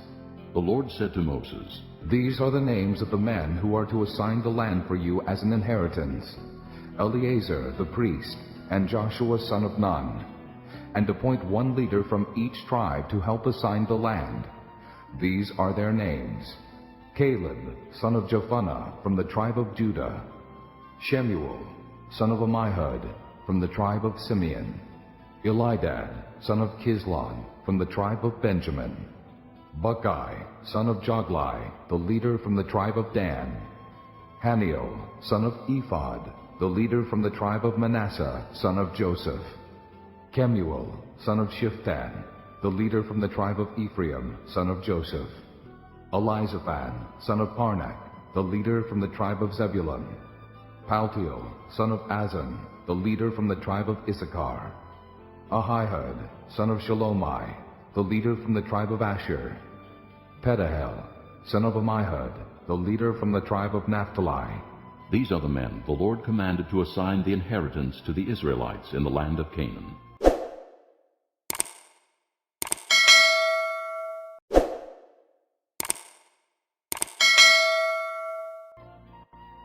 Chapter 35. On the plains of Moab, by the Jordan, across from Jericho, the Lord said to Moses, Command the Israelites to give the Levites towns to live in from the inheritance the Israelites will possess, and give them pasture lands around the towns. Then they will have towns to live in, and pasture lands for their cattle, flocks, and all their other livestock. The pasture lands around the towns that you give the Levites will extend out 1,500 feet from the town wall. Outside the town, measure 3,000 feet on the east side, 3,000 on the south side, 3,000 on the west, and 3,000 on the north, with the town in the center. They will have this area as pasture land for the towns.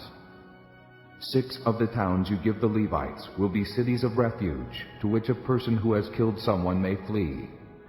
In addition, give them 42 other towns. In all, you must give the Levites 48 towns, together with their pasture lands. The towns you give the Levites from the land the Israelites possess are to be given in proportion to the inheritance of each tribe. Take many towns from a tribe that has many, but few from one that has few. Then the Lord said to Moses, Speak to the Israelites and say to them, When you cross the Jordan into Canaan, select some towns to be your cities of refuge, to which a person who has killed someone accidentally may flee. They will be places of refuge from the avenger, so that a person accused of murder may not die before he stands trial before the assembly. These 6 towns you give will be your cities of refuge. Give 3 on this side of the Jordan, and 3 in Canaan as cities of refuge. These 6 towns will be a place of refuge for Israelites, aliens, and any other people living among them, so that anyone who has killed another accidentally can flee there. If a man strikes someone with an iron object so that he dies, he is a murderer. The murderer shall be put to death. Or if anyone has a stone in his hand that could kill, and he strikes someone so that he dies, he is a murderer. The murderer shall be put to death. Or if anyone has a wooden object in his hand that could kill, and he hits someone so that he dies, he is a murderer. The murderer shall be put to death. The avenger of blood shall put the murderer to death. When he meets him, he shall put him to death. If anyone with malice aforethought shoves another or throws something at him intentionally so that he dies, or if in hostility he hits him with his fist so that he dies, that person shall be put to death. He is a murderer.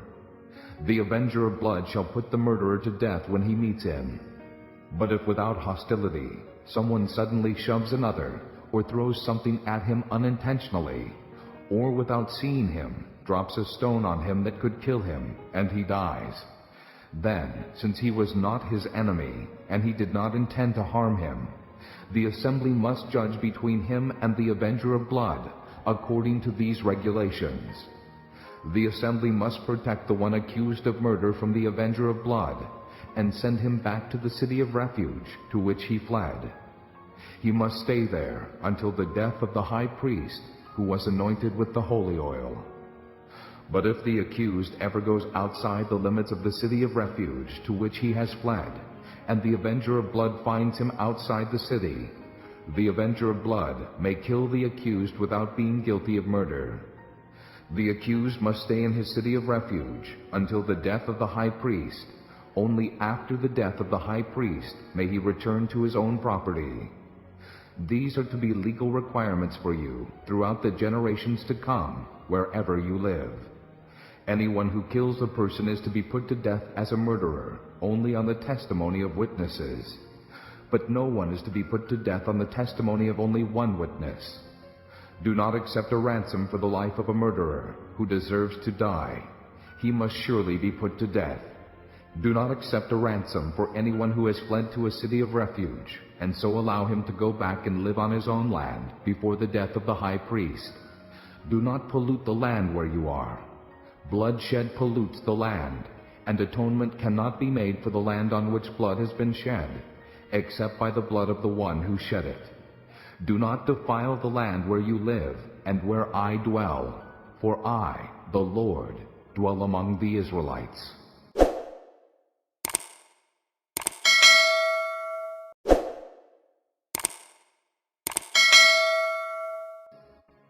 Chapter 36. The family heads of the clan of Gilead, son of Machir, the son of Manasseh, who were from the clans of the descendants of Joseph, came and spoke before Moses and the leaders, the heads of the Israelite families. They said, When the Lord commanded my Lord to give the land as an inheritance to the Israelites by lot, he ordered you to give the inheritance of our brother Zelophehad to his daughters. Now, suppose they marry men from other Israelite tribes. Then their inheritance will be taken from our ancestral inheritance and added to that of the tribe they marry into.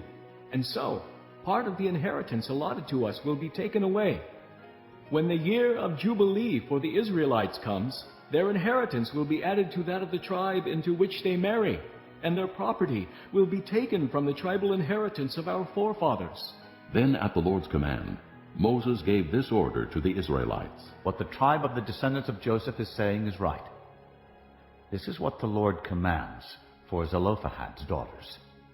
They may marry anyone they please, as long as they marry within the tribal clan of their father. No inheritance in Israel is to pass from tribe to tribe, for every Israelite shall keep the tribal land inherited from his forefathers. Every daughter who inherits land in any Israelite tribe must marry someone in her father's tribal clan, so that every Israelite will possess the inheritance of his fathers.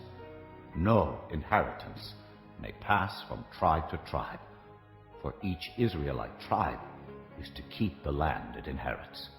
So Zelophehad's daughters did as the Lord commanded Moses. Zelophehad's daughters, Mahlah, Tirzah, Hoglah, Milcah, and Noah, married their cousins on their father's side. They married within the clans of the descendants of Manasseh, son of Joseph, and their inheritance remained in their father's clan and tribe. These are the commands and regulations the Lord gave through Moses to the Israelites on the plains of Moab by the Jordan, across from Jericho.